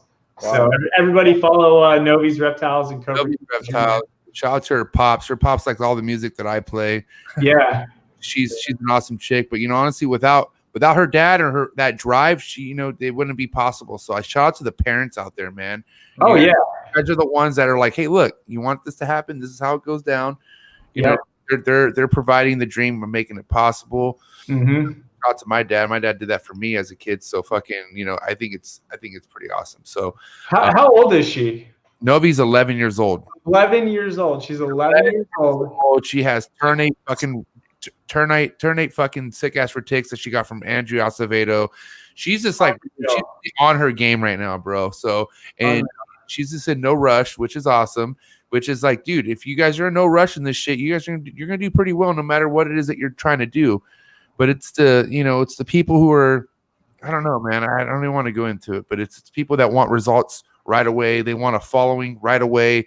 They want what you have. Like I had somebody hit me up asking me, hey, how do you have so many subscribers? And I'm like, bro, I don't even have a lot of subscribers. Like you just started. What do you want? You want 1,000 subscribers? You posted 4 videos? Like it just happens, you know? And like I don't have an answer for you, but it's just the people that are just thirsty for results right away and they want the result as opposed to loving the process, you know. Mm-hmm. You can have this big vision of where you want to be, but process might not even happen. This is fucking nature. There's no guarantee in this shit. So it's kind of like you need to enjoy what you're doing, enjoy the moment, enjoy each fucking rat you feed your snake, enjoy each time you clean it. because it's like that's what you're doing it for. You're doing it for this animal to for one thrive, to be with you, and then two, if you could happen to get it to produce, and then that's awesome. But have it, do it for the animal. Do it because you're collecting that animal and you like keeping that animal. At the end of the day, I always keep ball pythons. I was tripping out not too long ago because I was, today's my first day back officially from Mexico, so I fucking went apeshit through the trap. And I was admiring, I know we were saying there's no normals, but I was admiring the most normalest fucking ball python I have. I thought it was the coolest fucking, I don't know what was going on, but I know that I keep ball pythons because I genuinely love ball pythons. I think fucking ball pythons at the end of the day are a cool snake to have. And that's what reminded me of why I even collect snakes to begin with. So, have a snake because, that's a snake. It's something that you want, period. Even if it doesn't, let's say, oh yeah, his dick's broken or whatever, she can't produce eggs, still have it, keep it because that's what you want. I'm done ranting. Yeah, no, ball pythons were a huge part of my come up, and I know I got a little jaded on them for a while and was being pretty negative about the ball thing, but I think that was just due to my own experiences and letting money get in the in the way, and really trying to not have that attitude anymore. So thank you, I appreciate that. Steven, what about you? The ball pythons? The ball python, yeah. Ball pythons. I was saying earlier, right? You still love them, right? Absolutely. Right. Absolutely. Always have them. I think the ball python scene right now is better than it's ever been, and I think a lot of that is that back when I was in the heyday of it, when a lot of stuff, new genes were selling for $50,000 or more a piece. There was so much money on the line that there was just so much serious life-changing drama happening, and it was so money-driven, and people were really stabbing each other in the back and just doing all this terrible stuff. And so it was easy to get jaded about it. But now that things, I think they're more reasonably priced, even new genes. And I feel like there are more people doing it just because they really, really love the ball pythons, and it's just grown so much where I think the community as a whole, it's matured a lot, and I think the ball pythons have a huge future. And yeah, I'm stoked on ball pythons. So everybody keep doing your thing. Yeah, man, that's 100%. I think ball pythons brings them to a whole different type of different communities like chondros and everything else. Mm-hmm. I know that's what happened to me, dude. Like I said, I started with ball pythons, and now look at me. I'm fucking just obsessed with arboreal snakes and stuff that's really expensive and heartbreaking. But let's talk about monitors, because that's what I want to talk about. So these croc monitors, like Kilo, and then what's the other one's Baby Kush, right? That's not so much of a baby anymore. He's kind of huge, dude. He's a dickhead Kush, right? Am I right? Or is he just a scary Kush? What kind of baby Kush is Kush now? Like, what's going on with this dude? Monster. Okay. Yeah, he's grown twice the pace of his growth has been twice the other two. So, Kilo, I mean, I bet in 2-3 months he'll be as big as Kilo, and he's how much younger than her? I want to say at least 18 months. Yeah. Probably more than a year. Yeah. Damn. Yeah. But then, like, baby Kush isn't something that you could, handle like Kilo, right? Like, it's not yet. No, I don't know if he ever will be. I mean, we're definitely going to try, to socialize the animal and work with it. I do think that he's better than he was for a while, but I think that we put him in too big of an enclosure right away. And then he had a bad handling experience with me one time. I think I restrained him the wrong way, and he turned around and bit me pretty hard. So that was, I've learned with monitors, one bad interaction can literally change their trust with you for the rest of their lives. So I heard it's all about threads, bad threads. Because when I was keeping monitors at that small period of time, I was watching a lot of fucking Kevin McCurley videos, and I don't know. I mean, as far as working with monitors, the guy's a genius. I mean, the guy knows what he's doing. Absolutely. A lot of his tricks works, especially the one with holding. Have you guys done the one where you hold it up high over your head? And I've done that, and it just, it feels like it's perched, but that works really well. But Yeah, crocodile monitors are always trying to go up. Like all the time, they're trying to get to the higher ground. And we had Kilo out when our Missouri feeds rep was over, and man, the nails were just like horrifying. I hadn't handled her for like 2 or 3 weeks, and she came out and just tearing up my neck and my face, and getting on, trying to get that high ground. But I think I wouldn't be working with monitors, and I wouldn't have had the I guess confidence to try it out if it wasn't for Kevin's videos and Corey's videos and stuff like that. And also really, really impressed with Barcheck and his staff on what they've been able to do with the monitors there. I mean, they got that Black Nile monitor that was just absolutely, it was a psycho. It was a scary adult Nile monitor. It's a Black Nile monitor? Yeah. Brian brought those in probably, it was like almost 10 years ago. I remember going to Brian's and seeing those. He had like 3 of them, and he put them out on loan, and 2 of them died while on loan. And then they just they sent it to me. Actually, they sent me the animal to give back to Brian, so I ended up having it for a couple days. And it was a very scary animal. And they've got it. Is it Bruce at Bruce that works for Brian, just has that innate understanding of animal behaviors, and within weeks he had this animal able to be handled and taken out with people around. I mean, it's unbelievable. That's pretty impressive. That's not easy to do, period. No, well, it's terrifying. I mean, that animal. Terrifying. Yeah, you just got to have the balls, but not only that, you got to have the insurance. You got to have a bunch of shit, because things could just go really bad. Like, oh man, you're not man. I'm not. I don't know. Monitors just scare me, bro. Have you guys seen that video of the guy? He's one of those, lets everything bite him. People that everything bite him. All kinds of animals, and there's a video of him on YouTube right now of a Nile monitor latching onto his arm, and it holds on for 15 minutes. It's a good size one, and this guy is just like, the most agonizing pain. And that's one of my worst fears. Yeah. Like our tricolor monitor, that's probably my worst fear right now is him grabbing onto my hand or something and not letting go. Cause I know it won't. I mean, I know it's not going to let go. Right. And I know the pain is going to be like nothing I've ever felt. So I hope it doesn't get me. I second that. Get you. You don't want to get those, especially the tricolor ones, bro. Like you just don't want to get caught slipping, bro.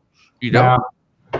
No, you don't. I hope I don't. I really hope I don't take a bad croc monitor bite or tricolor bite or nothing, because I almost lost my hand to a spectacle caiman, and that was bad enough. So, is that the one that pretty worst one that you had about a few months ago? No, this one was maybe 2.5 years ago, and I mean it almost took off my hand. It was really bad. I was going to restrain it and tie up the mouth, and I tripped and fell when I was going to put it down. Yeah, it was really bad. That's a bad day right there. It was. Learned my lesson. Fuck. What about you, Steven? Have you taken any savage bites like that yet? No, luckily I haven't. But all it means that it's coming at some point. So. Yeah. Oh, I got bit by a mangrove today. Yeah. On my chest. How was that? Fucking nothing. Felt nothing. Yeah, well, it kind of was a little sore, but I mean, you need a mangrove to actually chomp on you for it to actually have the venom affect you. Mangroves can be lethal, so don't mess around with that. There. No, yeah, for sure. I mean, it's not something I'm trying to do again. It really caught me fucking slipping. I wasn't really paying attention. Normally they bite. I mean, they strike pretty slow. Like they kind of they S up and they know it's coming. This was totally out of left field. Yeah, I'm getting bit by a mangrove girl. Wait, any rear fang that chews on you, it can be a bad day. Do you happen to know which bite would be worse if it were to go to that level? Would a false water be worse, or would a mangrove be worse? I think it just depends on your reaction to it and then how bad they get you. I mean, I've seen Western hognose bites that look like they were from a rattlesnake or something. I mean, it really depends. Thunder says Baron racer bites are pretty brutal. He says their venom sucks. Yeah. Yeah, I had one. I'll show you. This was my let's see here. What the fuck is that? That was my croc. That was from the Spectacle Cayman. So that shit looks like I got a fucking Stephen King movie or fucking Wes Craven or some shit. Yeah, that and then right when that one healed up, I got bit by a Philadelphia Veridismus. So that had healed up, and yeah, so just kidding. Yeah, that was my rear fang bite, and that was horrible. What kind of rear fang was that? What it's called a Philadelphia Veridismus. It's a South American. They're close related to Barron's racers, like we were just talking about. Yeah, and I've been bit by the thing like 20 times and never had any issues. And then one time it got onto my finger and didn't let go for 5 minutes, and it continued swelling for 2 weeks, and it was pretty bad. So that was dude. And then let's talk about like the possible bites you can get from that freshwater croc you guys have. That fool's fucking, or is that a girl? What is that thing? It's a male.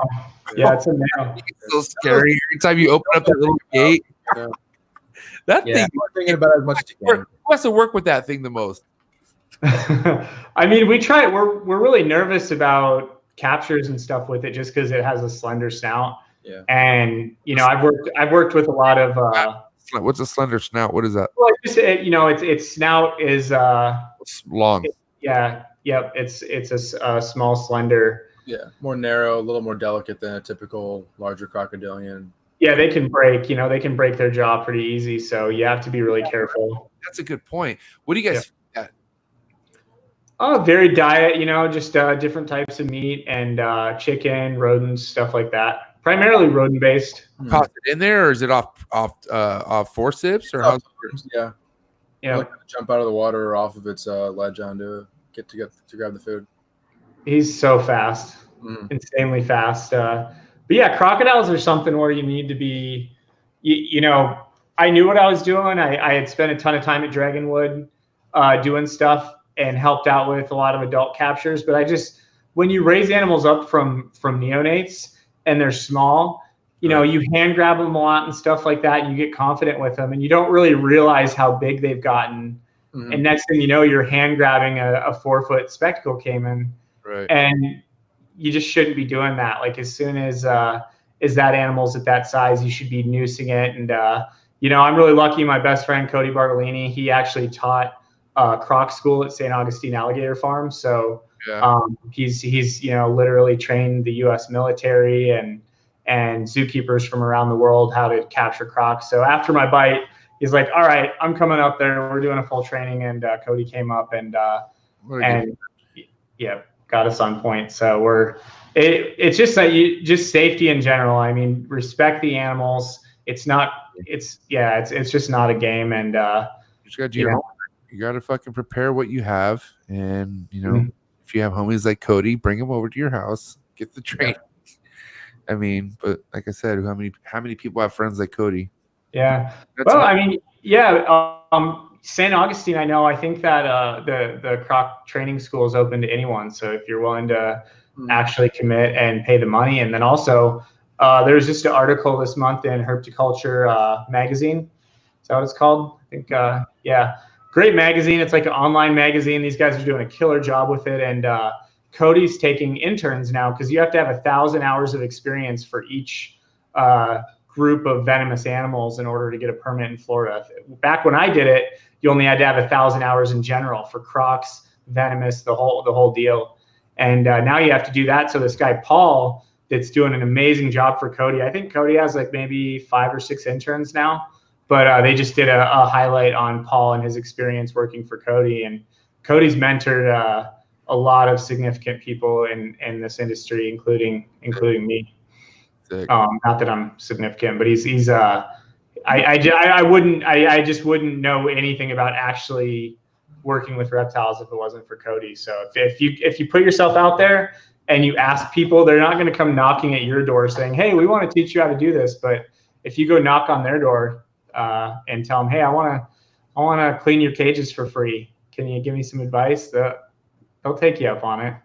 Here, let me show you how to get rid of scale rot on my own. Like, here, let me Gotta go ask for it, dude. That's Yep. what you do it for anybody who wants to come up in this game is, find somebody who's local to you and just be like, teach me and I'll do whatever to gain that knowledge. I'll work for free from, 10 a.m. until midnight, clean cages, do this. What else? You'll do whatever. What else? Hey, MJ. Continue, please. I hear you. You know what I'm saying, though. But You're totally right. No, you're totally right. It definitely it starts in your area because that's that's fucking what you got to do. You know what I mean? And it's like you don't not even, having any sort of like entitlement. Not like, well, I'll do this if it's like this is an opportunity for me to gain this knowledge.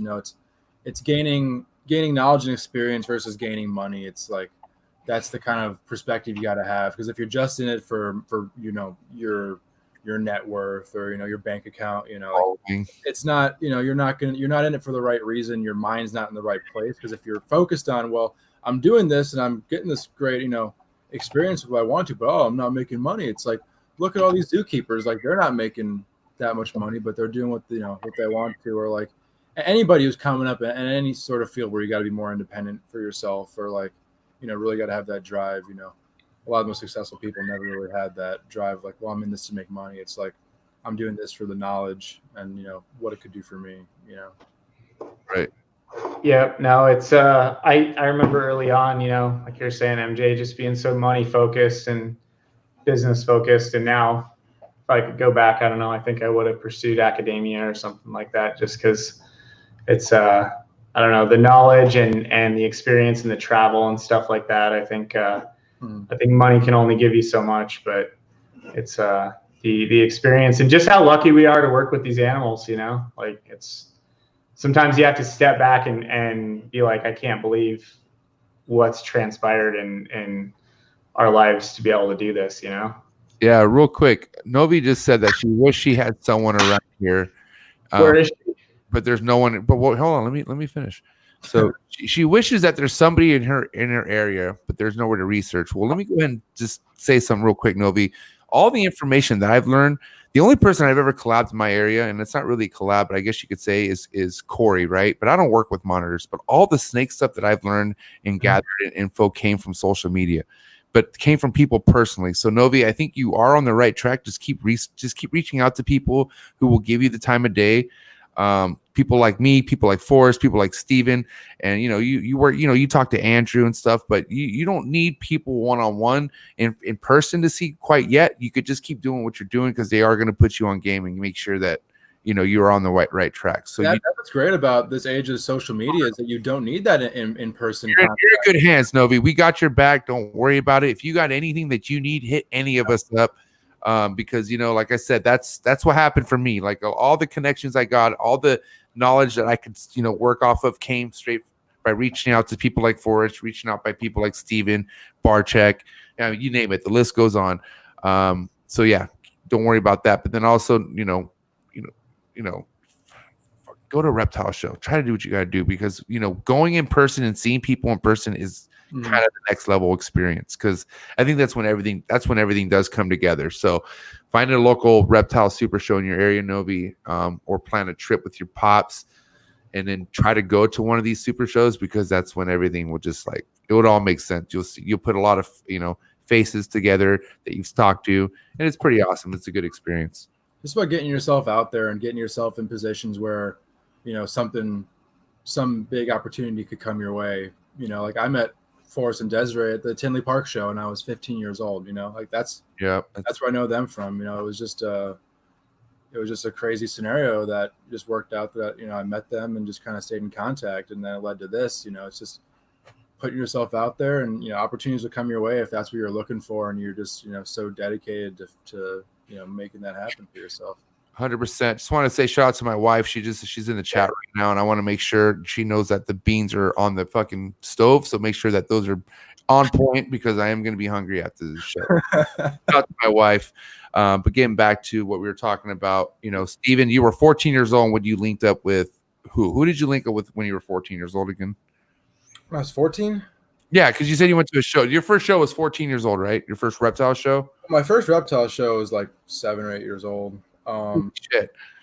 Yeah, I've been, doing that for a long time. I got really lucky when I was younger, in 8th grade, and like part of graduating was doing an internship at some business for a week, or like volunteering. And I wanted to do something with animals. I'm like, shoot, I want to try to find something. So there was this local reptile show in Chicago. It's the Reptile Fest is what it's called. It's like the largest purely educational reptile show. There's no sales there. So it's just people going to learn about animals and just showing off their animals. So I was linked up there with where I used to work with for Rob Carmichael, the Wildlife Discovery Center, which is a really cool place. It's basically where a lot of people who want to be in the zoo field kind of start out after college. It's a non-AZA facility with some AZA connections where they have some really cool animals. And it's a kind of casual setting. And I was really lucky. I was pretty tall when I was 13, so I looked older than I was. I just kind of kept that quiet for a minute and got a volunteer position there when I was 13. And I was a few weeks in when they realized that I wasn't 16, but kind of let me stay on anyway. God, you're wild, Steven. I know, right? Whoa.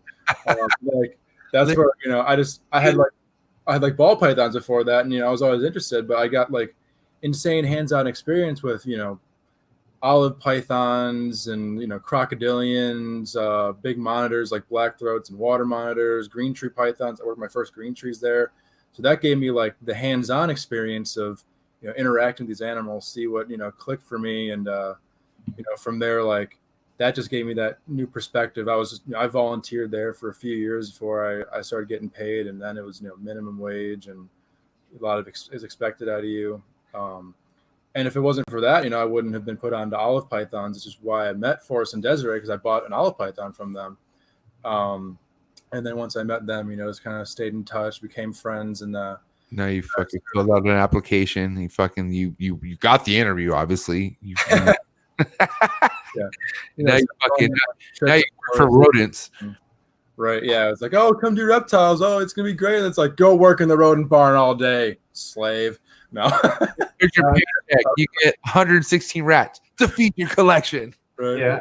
And then he slides food under a cracked door. Here's food. Maybe. Dude, you wouldn't believe what this kid cost me.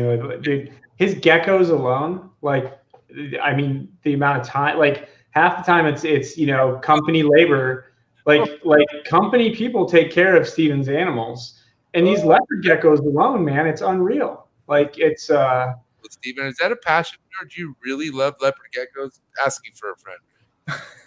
I like them. They're kind of a cool early breeding project, but if anyone's looking for a breeding colony of leopard geckos, hit me up. Yeah, shout out to Tanner for helping us keep up on it. Yeah, Tanner's in the chat right now. He's always Tanner's he's one of the employees. Yeah, team members. You know what I'm saying? He's part of the team. What up, Tanner? Yeah, dude, Tanner's hardcore. One of the guys who he's got the passion, and he's somebody that's gonna build an awesome collection and be somebody in the industry. He's like the only dude around here that'll work with you hour for hour. He'll be here until 2 a.m. if someone's here. I do see him on the late night stories. I'll say that. So just to make sure that the original squad right now, it's you three, and then there's obviously Des, but then there's Tanner and there's John, right? Oh yeah, and there's a bunch of other people too, and Mark, John, Isaiah. Brendan, a lot of awesome guys over here really working hard. And there's been so many in the past. Chelsea still helps us at shows. She's a big part of things. Steven Byhold was a keeper of mine before. He was a huge part of things. So every single person that's ever worked at my company, outside of one or two, and it's got to be over 100 people. Almost every one of them might have come back, and awesome. And I couldn't have. They built. It wasn't just me building the company. They built the company, and I'm really lucky to have had all these great people to get behind it and help me out. So if I come and visit for at least a week and put on work, would I at least earn a sweatshirt? No, you don't deserve shit, dude. That's the thing. Like, off. Bro. Give me a hoodie. That's the problem with a lot of the new. You are privileged to work. Yeah, when I worked at Glades Herp, like I got nothing. Like I would like go outside and like clean the outside of buildings that were like so nasty and like just old water bowls buried in the dirt. And like I just did everything I could to try to impress them. And this was volunteering to get hours and stuff like that. And no, all they'd ever do is just talk shit. You know, it was just like, you got nothing. But out of that experience, and Robbie became one of my best friends, and he was an incredible mentor, and John Decker and Rob Roy and all these guys early on there. These guys are legends in the reptile world. And when I look back and see it, you know, why maybe they were so hard on me and what it did to me as a young guy in this, I see why. But that's the thing. It's funny. I mean, I've had so many people come and volunteer or work for me and stuff, and they literally think like they're owed. Well, technically, Desiree and you promised me a fucking hoodie a couple like months ago. So I was saying, if I'll come work, can I get the hoodie you guys promised me? I mean, if you really want me to go there, I have this text saved. So let me know. Damn, where's Desiree at? I'm getting stiff arm over here. No, we'll get you a hoodie, bro. All right, For sure. Moving forward now. Yeah. Steven, you all right? I'm good. Let's let Steven talk the rest of the time. Somebody messaged me and said, shut up, let Steven talk. So Who said that? I'm not gonna say. You told me to shut up. Was it Miguel? No, it wasn't Miguel. It was it may have been Desiree. I don't know. Okay, there's Des. All right, thank God. Hey, real quick, Steven. Yo, How many hoodies you got on deck? I don't actually have a cold-blooded cafe hoodie. Yeah, they're rare. No, man. I got a T-shirt. I have a T-shirt. I actually Okay. made two. He's got a white T-shirt. Those are rare. Yeah, I do have a white T-shirt. He had a gray shirt. He had a gray T-shirt on earlier, but he changed it out. I looked like a ghost. Yeah, it was Lasting up. But what shirt are you wearing right now, Steven? U.S. ARC shirt. Wow. If anyone out there doesn't know what this is, you Put it got out, to know buddy. that yourself. If without U.S. ARC, there is no reptile hobby here in the United States. If there's one group or entity to support, you guys, you'll both agree with me absolutely. It's U.S. ARC, Phil Goss, and them. They're just 100%. legislative perspective. They're keeping us afloat. Honestly, that's it. Like, Keep and it they're alive. criminally underfunded. If you aren't supporting U.S. ARC, you really are not truly a part of this hobby and this world, this community. Not to down, but you really like. If you're unfamiliar with them, look into them. Talk to people who have donated or have worked with them. Really, the grassroots. Go to an auction. It's very fun. Oh yeah. Just for the record, I think we're going on maybe 3+ years now. I don't have a car payment, but I do donate a car payment. Be about $300. We do $300 a month cash. I've been doing that every month for that all those years now, and I donated auctions, but I actually monthly have it automatically go to US ARC. So That's like the monthly payment for a brand new Prius. yep, I could have a brand new Prius, and that goes to US ARC. Prius. You could have a brand new with black rims, all matching, just so you guys know that Forrest could be using that money for a brand new Prius right now. Dude, that would be sick. I actually came up in the reptile game in a Prius, so I literally drove to like every Repticon just to network, and I slept in the back of the Prius on an air mattress, and Hard. yeah, no, it was a big part of my come up was going to every show. I was like, I have to go to every single show and try to learn all the different groups of people so that I'm networked and I know everybody and stuff. So I spent a lot of my early years, between 22 and 25, particularly at every show because of the Prius. So shout out to the Prius owners out there. I'll tell you right now, the smartest motherfuckers I know, okay, maybe not, but there's a couple smart motherfuckers I know out there who could be driving whatever the hell they want to be driving, and they drive a Prius. I mean, having an expensive car and being intelligent, I mean, they're kind of a world apart. It's, a car is a depreciating piece of tin. I've been listening to Dave Ramsey since I was 14, and cars are just not an investment. And probably the smartest and most successful guy in our industry, at least one of the top guys, Bob Ashley, who runs the Tinley Park Show, Chiricahua Desert Museum, publishes all the books with Eco Publishing. He's got a Prius, so that's what's up. Kush had to go take a piss. Okay, he had to pee. I get it. Yeah. And here we are with me talking more. I'm not supposed to be. Hey, well, this is our time, so yeah, it's good. It's been a long time. It feels like with the wedding and everything. So yeah, that's for sure. Yeah. It's the only thing about, the wedding was great and everything, but man, I mean, I walked into a room smelling like fucking death, bro. I walked into a trap and it smelled like death. Oh, really? Yeah, I mean, there was nothing dead, thank God. It was just, I had carekeeper. Here's the thing, my carekeeper, like the one who takes care of my shit while I'm gone, like, bless his heart, nothing escaped, nothing died. I'm happy, right? Mm-hmm. But I did ask him, look, if you smell something, if you don't mind poking your head in there and fucking cleaning it. But I mean, there's a lot of things missed, and bless his heart, I'm not mad at him, but fuck, it smelled like goddamn death, bro. Like, and it was all Retic stuff. It was Retic that had Retics, of course, that dropped shits right as I left, I'm assuming, and these shits have just been sitting in a corner for about 7 days, dried, but then pissed, bro. It just smelled really bad. And not to mention, no windows were ever cracked open. So I mean, I think I forgot to mention, during the day, crack the windows. So everything has just been stewing and brewing in the fucking trap. So when I walked in, I almost started tearing up. Like, it was fumes. It was fucking horrible, bro. It smelled really bad. So anyways, I aired that motherfucker out. We're good now. Stephen Kush dropped his leak. He's feeling great now. How you feel, Stephen Kush? Are you back on schedule now? Absolutely. Okay, now I have to take a piss. So why don't you and fucking Forrest talk about, God knows what, just talk. All right, cool. So back to scrub pythons. I mean, so just like give us a brief overview of the scrub complex, the different species, and what all there is as far as that group and localities. Yeah, so taxonomically right now the genus is Somalia. We were talking with Warren Booth at the Arlington show back in September, and he kind of hinted at there might be some changes being made in the classification of scrub pythons coming up. But for now, we're working off of the taxonomy Somalia. And outside of the scrub pythons, there's 2 other species in that genus.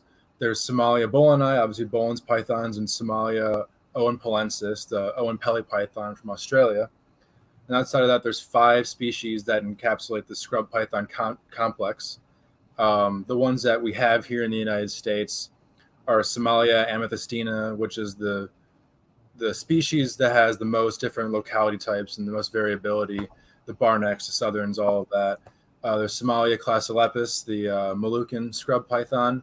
Somalia tracyi, as we like to say, named after Tracy Barker, which is the Halmahera scrub python. Somalia nauda, which is the Tannenbar scrub python. And the other one, which the only ones in the country, as far as I know, are at Reptile Gardens in South Dakota, which is Somalia kinghorni, the Australian scrub python, which is the largest of all the species. Some can reach over 20 feet on record. And what's the smallest? Your question, the smallest is the Tannenbars in Nauda.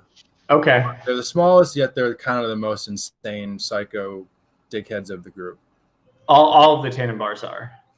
For the most part, but the one at Dragonwood when we were visiting, they have an axanthic patternless. I was handling it, no issue. It was pretty calm. That's the one species, obviously outside of kinghorni, that we don't have here right now. And I've actually never kept Tannenbars, so it's something on the list for sure when some really nice specimens come in. Yeah, we're kind of holding out for the xanthic. Xanthic patterned ones. Yeah, those are.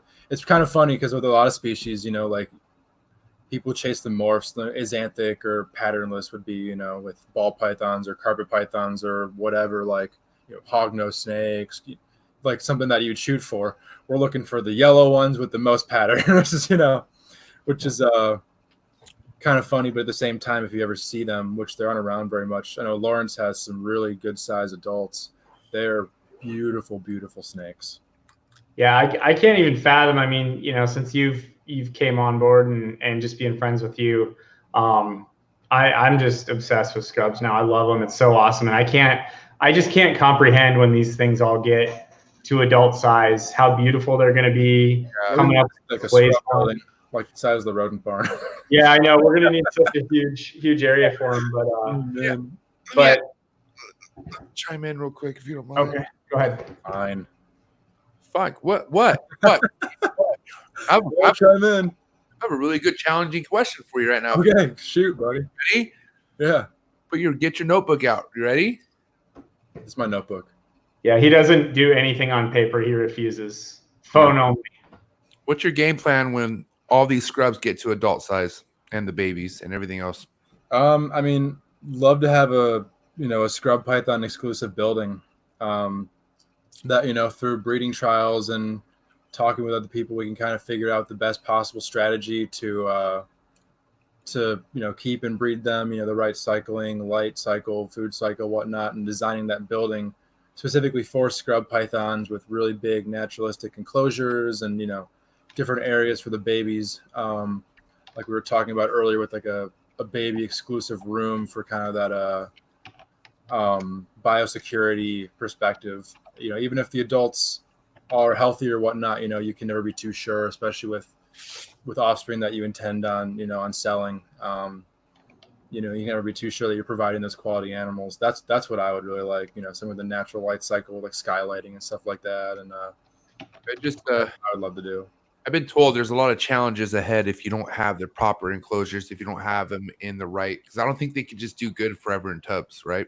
Is that true or false? I mean, they probably could be just fine. They're pretty hardy snakes. Right now, the barnacks I have, I'm actually breeding them in Christmas tree tubs, which typical knowledge on scrub python breeding would tell you that that's probably impossible. But I, funny enough, found out that my male was in fact a male about a week before I paired them. So wasn't really planning on breeding them this year. I was still cycling the females that I have as though they were going to breed just for the future so that they're used to that cycle.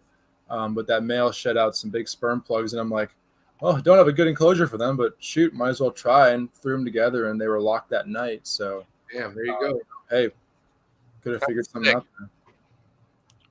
But sometimes keeping it simple and having easy cages to maintenance are the best way to go. But I think with these, we want to try to give them more options. Especially since they're a snake that will utilize like every square inch of that cage. There's a lot of species where you can get them a really elaborate setup and they're not going to do much in it. They'll sit in there, hide in the corner. But a scrub python, if you give it a 10 by 2 by 4 enclosure, they'll use every single part of that cage. So right. Even if they will do well in like a tub, like a big Christmas tree tub, what might as well give them that large enclosure where they can utilize different perching and whatnot, and thermoregulation and all that type of good stuff.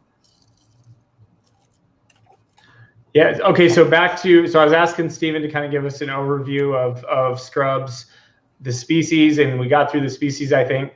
Now, can you talk a little bit about localities as far as scrubs? So the one I'm not too familiar with are the Australian ones. They do range pretty widely within Australia, but I'm not super familiar with the different localities within Australia. Probably just because in my head, if I researched that too much, I would just get depressed that I could never keep them. So there's quite a bit of variability though, just in King Horneye. Yeah, there is, and they do range throughout Australia. So with any species, like with something like a green tree python, there's different theories on that with green trees, but like the phenotype will change based on the environment throughout that range. Even though most King Horneye do look fairly similar. Mm-hmm. With the they're not really that attractive, are they? I mean, compared to they look like a slightly higher contrast southern, which are like the least desirable of the amethystina. Mm-hmm. It's just the size that they can achieve is really so special about them, because they legitimately have been 20-foot specimens found in the wild. Legitimately, yeah, that sounds impossible. That's incredible. I mean, I didn't see him, but that's what I've heard. I heard a story. Somebody on Instagram a while ago said that a friend of theirs was killed by a King Horneye in Australia. Oh my gosh! So like they're legit animals. And scrubs are known for their teeth. You can imagine the teeth of a scrub python on even like a 16-foot snake. That's no joke. Yeah. But then as far as localities go, with the Tannenbars and Halmaheras, they're both island type species, so there's not going to be too much variability there, even though there are obviously some phenotypical variations within both species. Mm-hmm. And the Halmaheras you have that we've got from Joe, I feel like there's some. I love and then they change color throughout the day, so it's and we have two that are kind of more typical brown. We have a female that gets some nice yellow on her. Yep. We have a juvenile female that almost looks like it's almost like an axanthic or something. It's just really silver. And same thing with the captive hatch male we got. Very high silver on that one. Seems like especially at night that one kind of goes silver. But then the two species where there's really like locality difference is within Classilepis and Amethystina. With Classilepis, I'm not entirely sure of the total extent of their range, and I'm not sure that anybody is for that matter because they come from lots of different small islands within the Maluku archipelago, which actually also encapsulates Tanimbar, ironically enough, to my knowledge.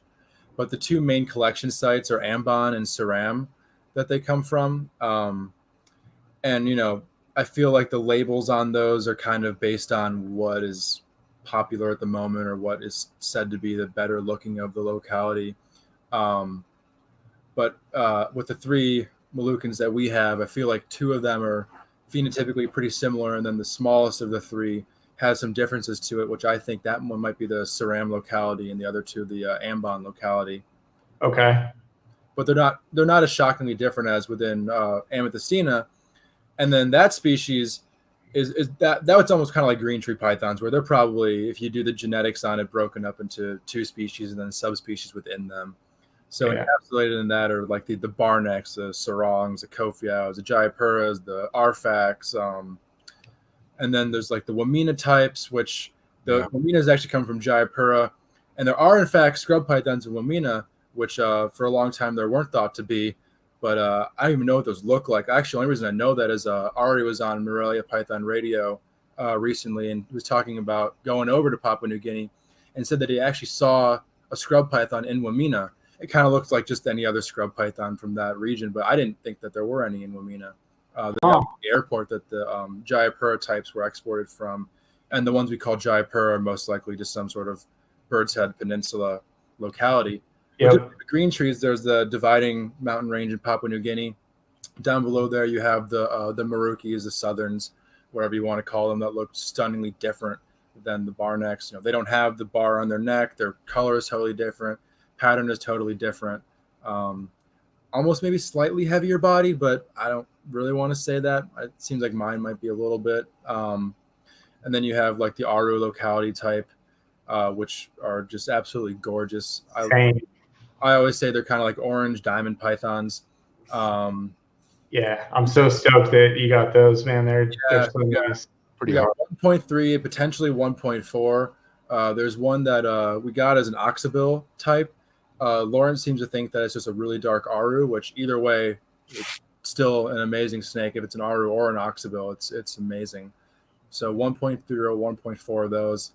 Forever, the Arus were like, that was it for me with scrub pythons. I'd seen pictures of these just, you know, radiant orange and purple snakes. I'm like, what the hell? Like, you know, what do I got to do to get my hands on those? And, you know, luckily for us, you helped me get those 4 or 5. And when I opened that box, I'm like, what is going on? That is just like, you know, just took the words out of my mouth. Those come from SWITALSKI, or who those come from? Oh, of course. Yeah. Where else is it going to come? OG Joe SWITALSKI, the homie. I can't wait to bring him on for round 2. Yes. On a loaded gun. He's going to be coming on swinging, just so you guys know. So be ready. Always. But yeah, man, Joe SWITALSKI, man. Wedding's over, buddy. So guess what? I'm back on schedule. Yep. I'm going to be spending some. Yeah, we're going to hit it hard. No, hold on. Fuck that. I'm coming before Kush when it comes to the Epidaurus right now. He's good right now. He's sitting on a legit group. Yeah. You're good right now, right, Steven? Yeah. What do you have right now?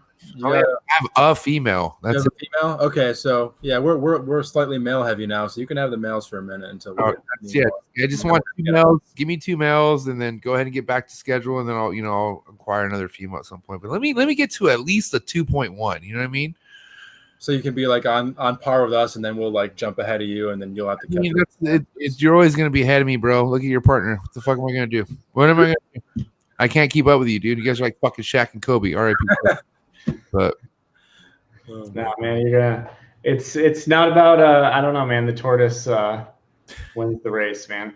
So just think about why you want something, and wait for that perfect specimen, and don't get too much stuff too fast, and you'll surpass everybody. That's my feeling on it. We're out of control and can't seem to stop. So don't stop. Can't stop. Stop. Yep, that's what it feels like. You guys are on one. Rapid City. I love that. Desiree. Yeah, it's our hometown. Me and Desiree have been together since 15, 16, born and raised, Rapid City, South Dakota. Shout out to Desi Des. Desi's she's dope as fuck. She is. Big shout out there. To all the shout out to Lily. Yeah, all the wives. All the wives, all the girlfriends, all the significant others that stick by their men or stick by their girls, case by case. Yep. But yeah.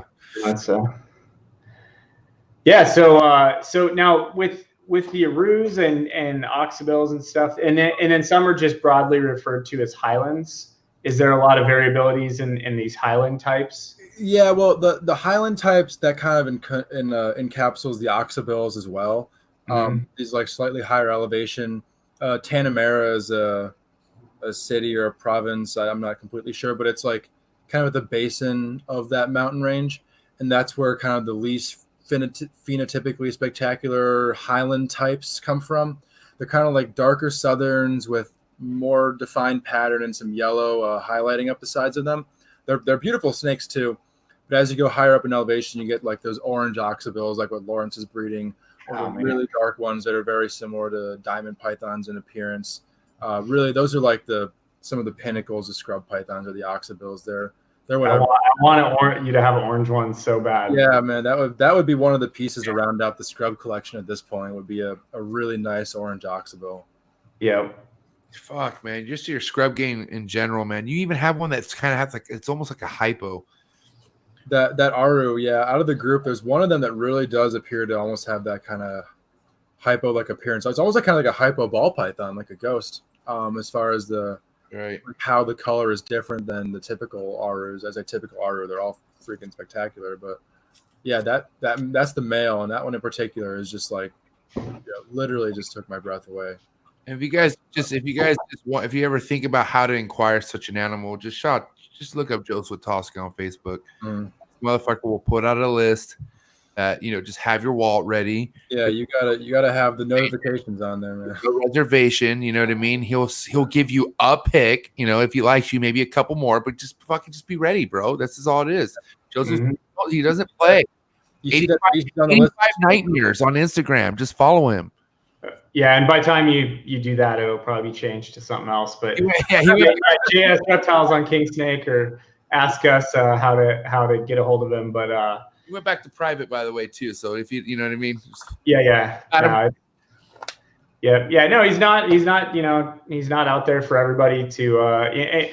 That's how we are with reptiles. I mean, I'm not a reptile breeder. I'm a collector. I don't make reptiles for the reptile shows. Kind of a little Kubrick reference there, but I do stuff that I want to do, and I'm not doing it to breed and sell. So I don't, I get a lot of messages about, oh, when are you going to have this for sale? When are you going to have this for sale? And I'm not really doing it for that. We breed rodents as a business. So just kind of doing stuff to do it. But yeah, Joe is one of those guys where if you treat him with respect and you understand what you're getting into when you're buying, if he's selling captive born, they're captive born. But if you're buying wild caught stuff and then, you freak out on why this super rare South American colubrid rolls over dead on you in a month, then you're not the kind of person that should be working with that kind of stuff. And that's just how it is, man. But Joe has been the most instrumental person in building our collection that I've ever come across. And it's been fun. I told Steven when he came on board, if he gave me his all, that I was going to do everything I could to get his collection where he wanted it. And I think his scrub collection is it's gotten pretty far. Yeah, that was one of the things. It was like, Forrest really saw, obviously, because I wouldn't shut up about him, that scrub pythons were like my obsession. He's like, dude, like, give it everything, and like, I'm gonna help you build that scrub collection that you dreamed about. I'm like, okay. You're on, and I guess he felt like I deserved that, and I can't be more grateful for that. So I just looking at those snakes every day, just like it's almost even hard to grasp it. I'm like, I always wanted all these animals, but I thought, man, maybe in 10 years I'll be able to have the space or the money to do all this. And it's like, wow, happened a little bit sooner than I thought. That's You never know, Steven. It could happen a lot sooner than you think, my man. Yep. exactly. Yeah, it's taking time to enjoy it. That's the hardest part, is not having the time to really realize what we have. It's like I want to spend so much more time with all of them. But I know I'm so in love with these scrub pythons. They're so cool, and hopefully So what else can we talk about scrub wise? So you kind of the patternless stuff. So there's the patternless Jayapuras. There's so patternless kind of is across the board, and as is with most species, there's a lot of those kind of like recessive type traits that exist in a lot of different animal species in general. The most typical ones you'll find patternless ones are with the southerns, the Jayapuras, and then within the Tannenbars. There's the patternless phase with both the axanthic and the xanthic, pigment, and the inheritance of that trait is still kind of up in the air. Not too sure how it's reproduced.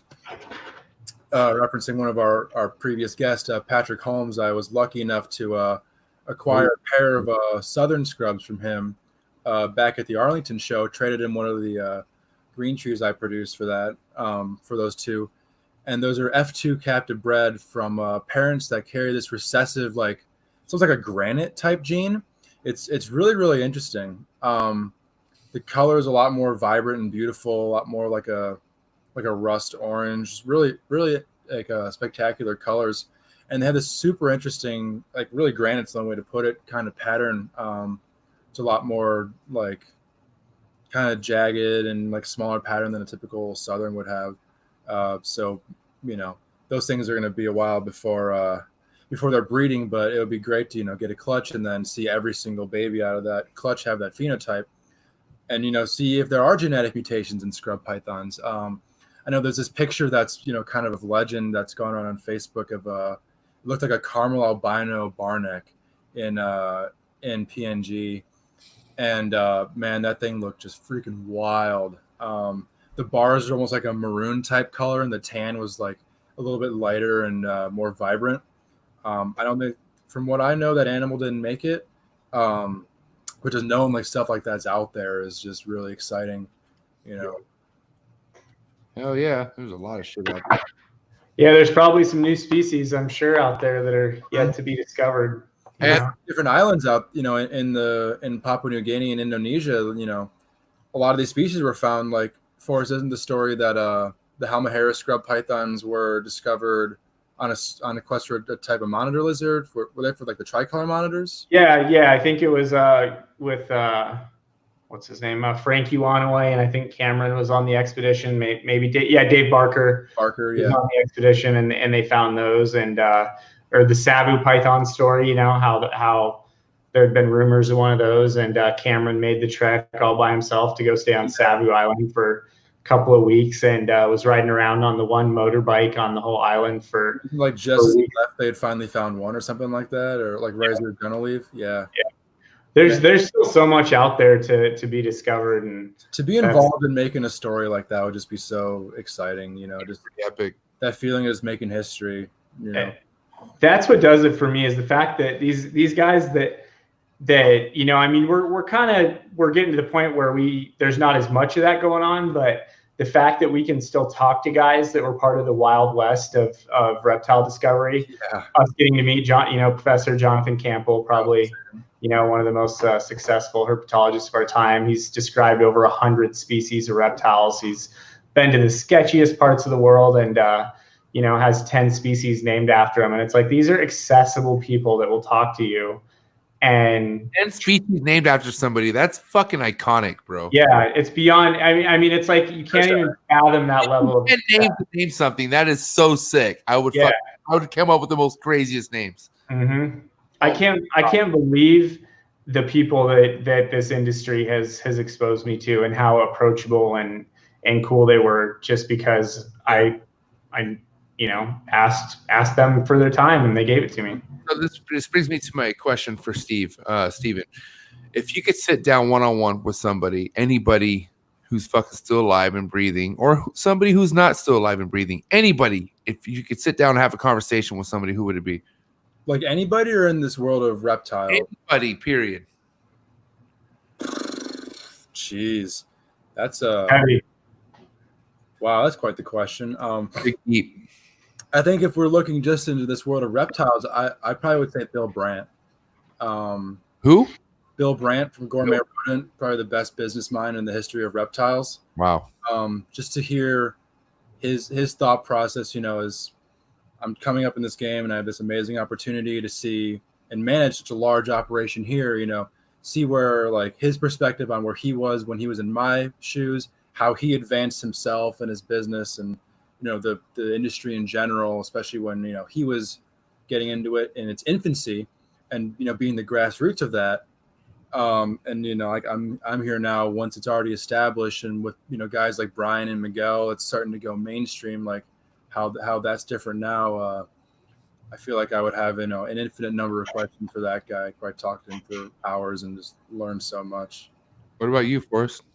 And I hopefully we'll make that happen, Stephen, because Bill, Bill's kind of like the oracle of the reptile business. Like it doesn't matter who you are. Brian would say the same thing, like, Brian Barcheck or insert professional, do it for a living reptile person or rodent person's name here. And they all have sit downs with Bill on a regular basis to get those talks. And he's had a huge influence on me and Desiree. Like it's unreal. Shout out to Tanner in the comments saying Blueface. I think that'd be pretty fun too, but I'll talk to Blueface after Bill Brandt. Yeah, no, yeah. Blueface would be amazing to sit down with. Are you kidding me?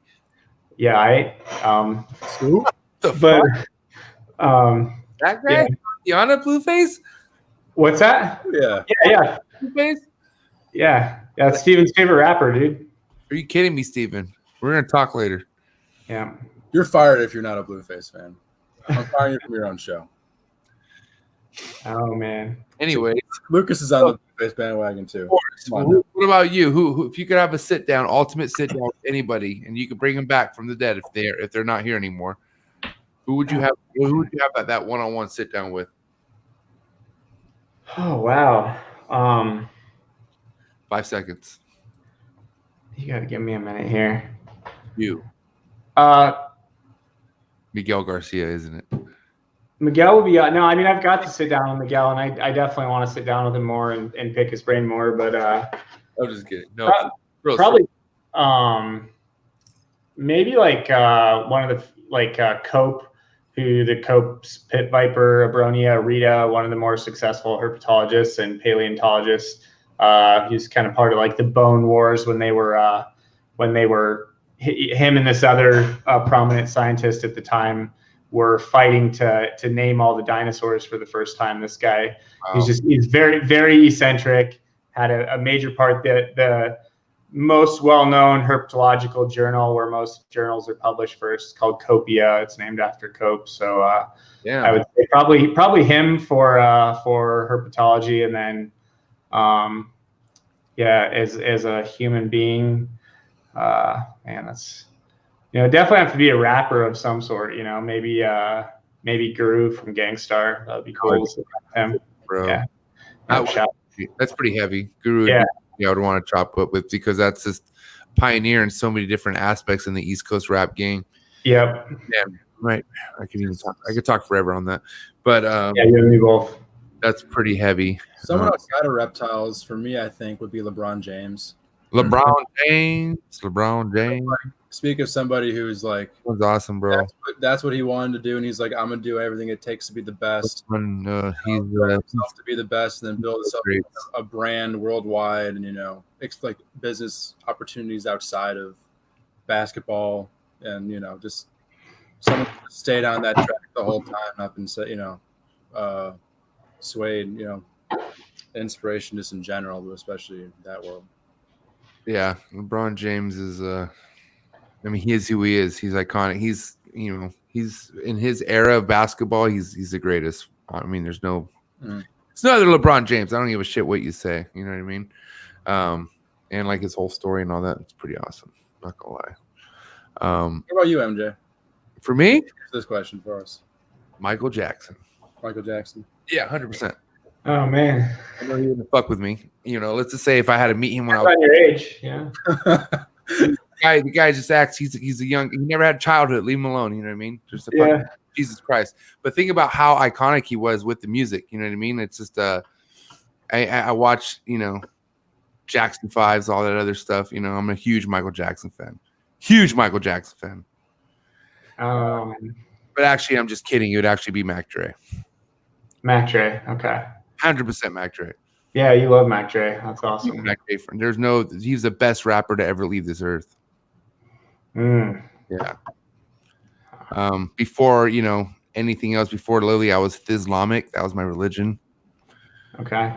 Well, it's pretty heavy stuff through that time, but yeah, I mean, all the good rappers are all part of the 5% Nation. The Wu-Tang guys, Guru, all that. So I think maybe that's where you got led astray. I don't know. Yeah. Just a lot of the game that I've learned today, I would like to go back to the people who gave it to me. Absolutely. You know what I mean? I'm just playing. Yeah, we could talk hip hop all day, but Mac Dre was epic, especially in your part of the country. Especially part of the country. Mm-hmm. So Kush, real quick, end game, right? What is one thing that you want to be known for? You know what I mean? What is one? You know what I mean? Like, obviously, you got a lot of different projects going on, but what is it that you would want to have a freaking stamp for? Like, what is it? What are we going for here? I mean, that's obviously a heavy question. I'm gonna keep hitting you with them, bro. So yeah, no, I mean, I honestly time here, so I'm coming with some serious stuff right now. I want to be truly the most influential individual in the history of this world. That's a bold statement. Hold on. Wow. Reptiles, the reptile world, that whole thing. Right after that came out of my mouth, I'm like, hold up, that sounds a little much. No, like the reptile business. I like it. Damn. Right now, I'd say that person be Mark Bell. I'm chasing Mark Bell. Then it's like I don't want to be the next Mark Bell. I want to be greater than, which disrespect to anybody else. And hey, you asked the question, I answered you. I'm a pretty driven person. I like shooting high up. And I'm not saying that's going to necessarily happen for me, but the chase is where it's at. So that's kind of dedicated my life to this. I'm like, I don't really have I deserve for myself to keep going. I've come this far, might as well keep pushing forward. Oh, you're gonna keep pushing for sure. You know what I mean? You're not even at your prime yet. Yeah, I want to. You're the beginning on the mainstream. Like I want to do work like what Brian and Miguel are doing to bring it to people outside of this, spread the message and love of reptiles outside, which is kind of probably why Forrest and I got along so well, and kind of click on that same level is we see this reptile world from multiple different perspectives and have the interest in that kind of bringing it to other people, but also the scientific side of things. And I feel like those worlds haven't been meshed yet, where people and it will take a while. It's a process, but people love seeing the animals. It's a shock value, but then bringing that message of conservation and education to the point where that's the mainstream, where seeing an animal come back from almost extinction in the wild or whatever is something that really excites people over some kind of clickbaity type thing. What I'm saying? That's kind of a long-term goal, is to bring that love to the mainstream, where that's what people are really all about. 100%. What about you, MJ? What about what? Same question for you. Repeat the question. I forgot. Exactly. Forward. Kush. Yeah, abort. I think the question was, what impact do you want to? Yeah. What do you want to be known for? What impact do you want to leave on? The impact question. Yeah. Okay. because I had another question following the question I just asked, so that's why I got a little lost there. But Okay, you can ask yours. We could just skip that. no, okay. Well, Let's give the time to Kush. It's good. listen, all I was gonna say is the whole thing about leaving an impact with knowledge and whatnot. I think that's the one thing that I think is awesome with Forrest's idea is bringing veterinarians on here, people with knowledge, with the whole doctory side of things. Like we're gonna bring Kim Lee on here. I don't know if anyone knows this girl named Kim Lee, but she's So sweet. on her way to graduating, becoming a doctor, in the whole vet side of medical and stuff like that. And I mean, fuck, there's really nobody bringing on like people like that, on podcasts. So I think it's going to be awesome to actually hear it from these hear it from these people and see exactly what their insight is on things like that. And we already have some confirmation on people that want to come on, and I'm stoked to bring them on. But it's really going to be an eye opener, I think. Mhm. Yeah, just being part of things that are groundbreaking and moving everything forward is just so special. To me, obviously, I know Forrest. That's the same for you too, MJ. Just like being able to push the boundaries. Like stuff like bringing, like what you're just saying, bringing these groundbreaking guests on the show and discussing these topics so that people aren't discussing, trying to forward husbandry and stuff like that. Really is it's just a special feeling to be involved with that. I think so. Yeah, Definitely game changing too. Mhm. Because you're gonna hear that's shit, cool. you're gonna hear some shit that not even some people who've been breeding for years know. You know what I mean? Yeah, Like the thing is, a lot of times those things people don't want to hear it. no, Unfortunately, sure. they're hard truths to swallow. But without addressing them, you're not moving yourself forward. You're not moving this forward as a whole. Denial does not help you progress. Mm-hmm. Just fucking, you know what I mean? Just if it is what it is sometimes. Yep. I mean, I don't have much after this. Forrest, do you have any wrap up questions for our man Stephen Kush? I thought you had another one. I was Okay. I still have another one, but go ahead and go unless you're Yeah. What's it been like since working at Cold Blood Cafe? ooh. Yeah, I mean, it's really, I feel like it's probably the biggest growth period of my life as a person. Like before this, I'm just learning about the reptiles and keeping and whatnot.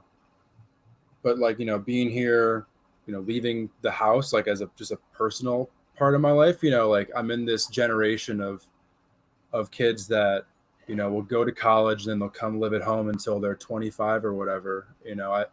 I'm happy that I can say I moved out at 18. Going forward, like that's just something that I'm kind of proud of, just personally, that I pushed myself to do that. And then coming here, just learning business hands-on. I've always been the type of person to learn more hands-on. Like Forrest is saying, education's for some people, it's not for everybody. And I was aware that education wasn't necessarily the route for me from a younger age, and that just kind of that validity, that the validation that I was right on that one. Just learning how to run a business and management, learning more with the animals, obviously, which is huge. This truly is, even before I got here, Forrest really has built what I believe is the best reptile collection in the entire world, from the perspective of rarity of species and diversity of those species. There's bigger collections, there's collections with more species, but there isn't a collection that has as many rare species with as much diversity as this one has. It's just the truth. Stephen Kush is not hired as a fluffer, just so you know. This is fucking I mean, no words coming from Stephen. No, honestly, I truly believe it. We back when we went to Herpeton in June, which was really a groundbreaking event where we heard some amazing speakers, like legends of the industry. We took a behind the scenes tour of the San Diego Zoo with Brett Baldwin, the curator of reptiles there. So cool. An amazing place, spectacular animals. But when we left, we're like, man, we wouldn't trade collection for collection with them. Yeah. And that's not a slight on San Diego Zoo. An amazing place. It's also there's some bias here because we have animals that we're partial to. But I still think it holds true, and especially with like the stuff we're doing with the Abronia and the crocodiles and whatnot, stuff that not a lot of people have, and that we have this at our fingertips to, get it out there to the masses and raise awareness for it. I personally feel like if it wasn't for FORREST, Abronia wouldn't be, like you could say Abronia to someone at a reptile show and they'd be like, is that a country? Like they wouldn't even know what the hell it is. Now there's people messaging us all the time about Abronia. Anything that's Abronia related, I take a picture of it and I send it to FORREST. Like, what did I just do the other day at the airport? Fucking FORREST. I saw something that related to Abronia and took a picture of it. We're in Mexico. Oh, wait, hold on. What part of Mexico are you trying to hit up, FORREST? Because you're trying to get Abronia in Mexico. Chiapas. So yeah, the very southern. Is that towards Texas and like no, it's down towards Guatemala. It's the very southern. So where Belize is at? Yeah, close to Belize, because Belize I think has a Honduras. I think there might be an account of a Abronia species in Belize, but wow. Honduras, Guatemala, Mexico, but it's all in the high elevation cloud forest. So you got to go way down south, and but I think someday I'd like to retire maybe down in the Chiapas if I can learn the Mayan variant of Spanish. That would be dope. Yeah, the Mayan kind of Spanish is a lot different than like Espanol Spanish. Yeah, I didn't know that until we met Professor Campbell. He said you have to understand the pronunciation of it or you're not going to be able to communicate very well. Yeah, because we went to some cenote, like when we were down in Cancun, like Playa Mujeres, we went to some stuff that was like Mayan, like villages type stuff, and they had a way different language and stuff. It was like, I don't know what the fuck they were saying, but still fun though. It was great. They had good tortillas. Steven, real quick, what's your take on tortillas? Are you a flour guy or a corn tortilla guy? Flour. Neither. Yeah, he's like Qdoba. He's been doing just rice, brown rice. Just brown rice. That's all you're feeding this guy? He's keeping him lean, huh? Just brown rice? What are you gonna do? You gonna breed him later or what? Why are you keeping him so lean? So since he basically works 7 days a week from when he wakes up till he goes to sleep, like we cover his food expenses too, and keeping on the brown rice. Yeah, he doesn't hold back. I mean, he motherfucker, huh? Yeah, he's a grown boy though, bro. He's growing. He's basically a sub-adult right now. A sub-adult. He's gonna bankrupt me. I mean, I've spent more on. I've barely bought anything from reptiles. I mean, all the reptile spending now is on Steven Scrubs, and then the food, everything else. I mean, he's a handful. So he's so worth it though. Look at the guy. Yeah, so worth it. Yeah. All right, so I'm gonna have one wrap-up question for you, Steven. Yeah. All right. Before I give the wrap-up questions, is there anything you want to say to everyone who's been watching, all the viewers, all the supporters? Because a lot of people love you, man. I'm not gonna lie. Not one person's ever said anything bad about you, bro, that I know of, other than FORREST. Yeah, I was gonna say except for me. Yeah. Okay, started. What do you got to say to all your supporters out there, man? Wow, I didn't know if you asked that question. I mean, anyone who does, I'm really eternally grateful for that. I didn't know what to expect with all this, and having being almost a co-host on this podcast is awesome. Getting to sit on these groundbreaking interviews is just really it's really spectacular. Something that I could only have hoped to have been doing even like a year ago at this time. So I guess just thanks. Thanks for the support, and I just hope that everything from here keeps going up. I mean, you got to keep trucking, bro. Either way, right? No matter what the outcome is, what are you going to do? Just got to keep moving. Yeah. If you're not moving yourself forward, it's just, what's the point? Not living. Yeah. All right. Well, we're going to wrap it up, guys. This was a great episode. Steven Kush, man. I really can't wait to see what the end of 2020 is going to be like for you. I think either way, it's nothing but it's going to be things that are going to be blessings. It's going to be awesome. I hope so, man. It's going to be awesome, bro. It's going to be good shit. FORREST is fucking going to be right here riding your ass, but without that, what else are you going to be doing, Yeah, no, honestly, yeah. Yeah. That's about to go. So, guys, real quick, most importantly, we said this in the beginning, we'll say it again, Southeast CARPETFEST. Please make sure you go out there, put your support out there. Hit up Ian Bessel if you have any questions. His information is going to be in the description below. But most importantly, you already heard it from Forrest and Steven. They're going to be there. They're going to be live. They're going to Southeast Carpet Fest. Hopefully we could get like a podcast going from there. We'll see what happens. But yeah, it's rough internet out there, so we'll probably have to do audio only. It's really middle of nowhere, but I think we can do it. So let's make that happen. And seriously, you guys, Southeast Carpet Fest, you've got to donate. You've got to bid on these auction items. Do anything you can to support this. Hit up Ian Bessel, repost the stories, order T-shirts, order anything you can. Just support Carpet Fest. Like that's our message. And yeah, they've really put together an awesome auction with lots of good items and lots of vouchers from really awesome breeders. You know, yep. If you're starting to acquire new animals, just take a look at all the vouchers out there. You know, you're going to get the equivalent value for less money than it would be otherwise, and all that money is going towards a great cause with nidovirus research. So shit, I got a $200 voucher out there. Go fucking bid on it. Go bid on MJ's voucher. You know, run. I got some milk snakes on deck. Come on. Yeah. Just kidding. What was I gonna say? There's one other thing I wanted to say. Now my fucking mind is just blank. Damn it. Southeast Carpet Fest, though. That's fucking a really important message, if I may say. Yeah, and USARC too. You know, gotta donate that money to USARC. So 100%. So we're gonna bring some heat on next week. So make sure you're ready for that. Kush, man, it's been a pleasure, bro.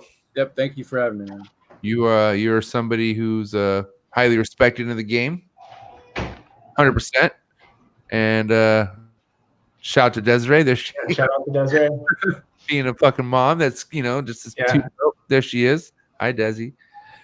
All right, you guys enjoy your night. Have a good night. Fucking please. Oh yeah, real quick. If I were to, let's just say I need some frozen thawed rats, right? What would I do for that? What rat would I take for that, Steven? Go ahead and tell me if I need some frozen thawed rats shipped to me anywhere in the United States for, let's just say, about $30 flat rate shipping. Where would I go for that, Steven? coldbloodedcafe.com. Bar none, best rodents in the industry. As MJ said, $30 flat rate shipping anywhere in the United States. Flash frozen, flat packed, shipped to your door. Buy them right now. Fred, your snakes will appreciate that. For that, don't worry about it. Late. Peace, guys.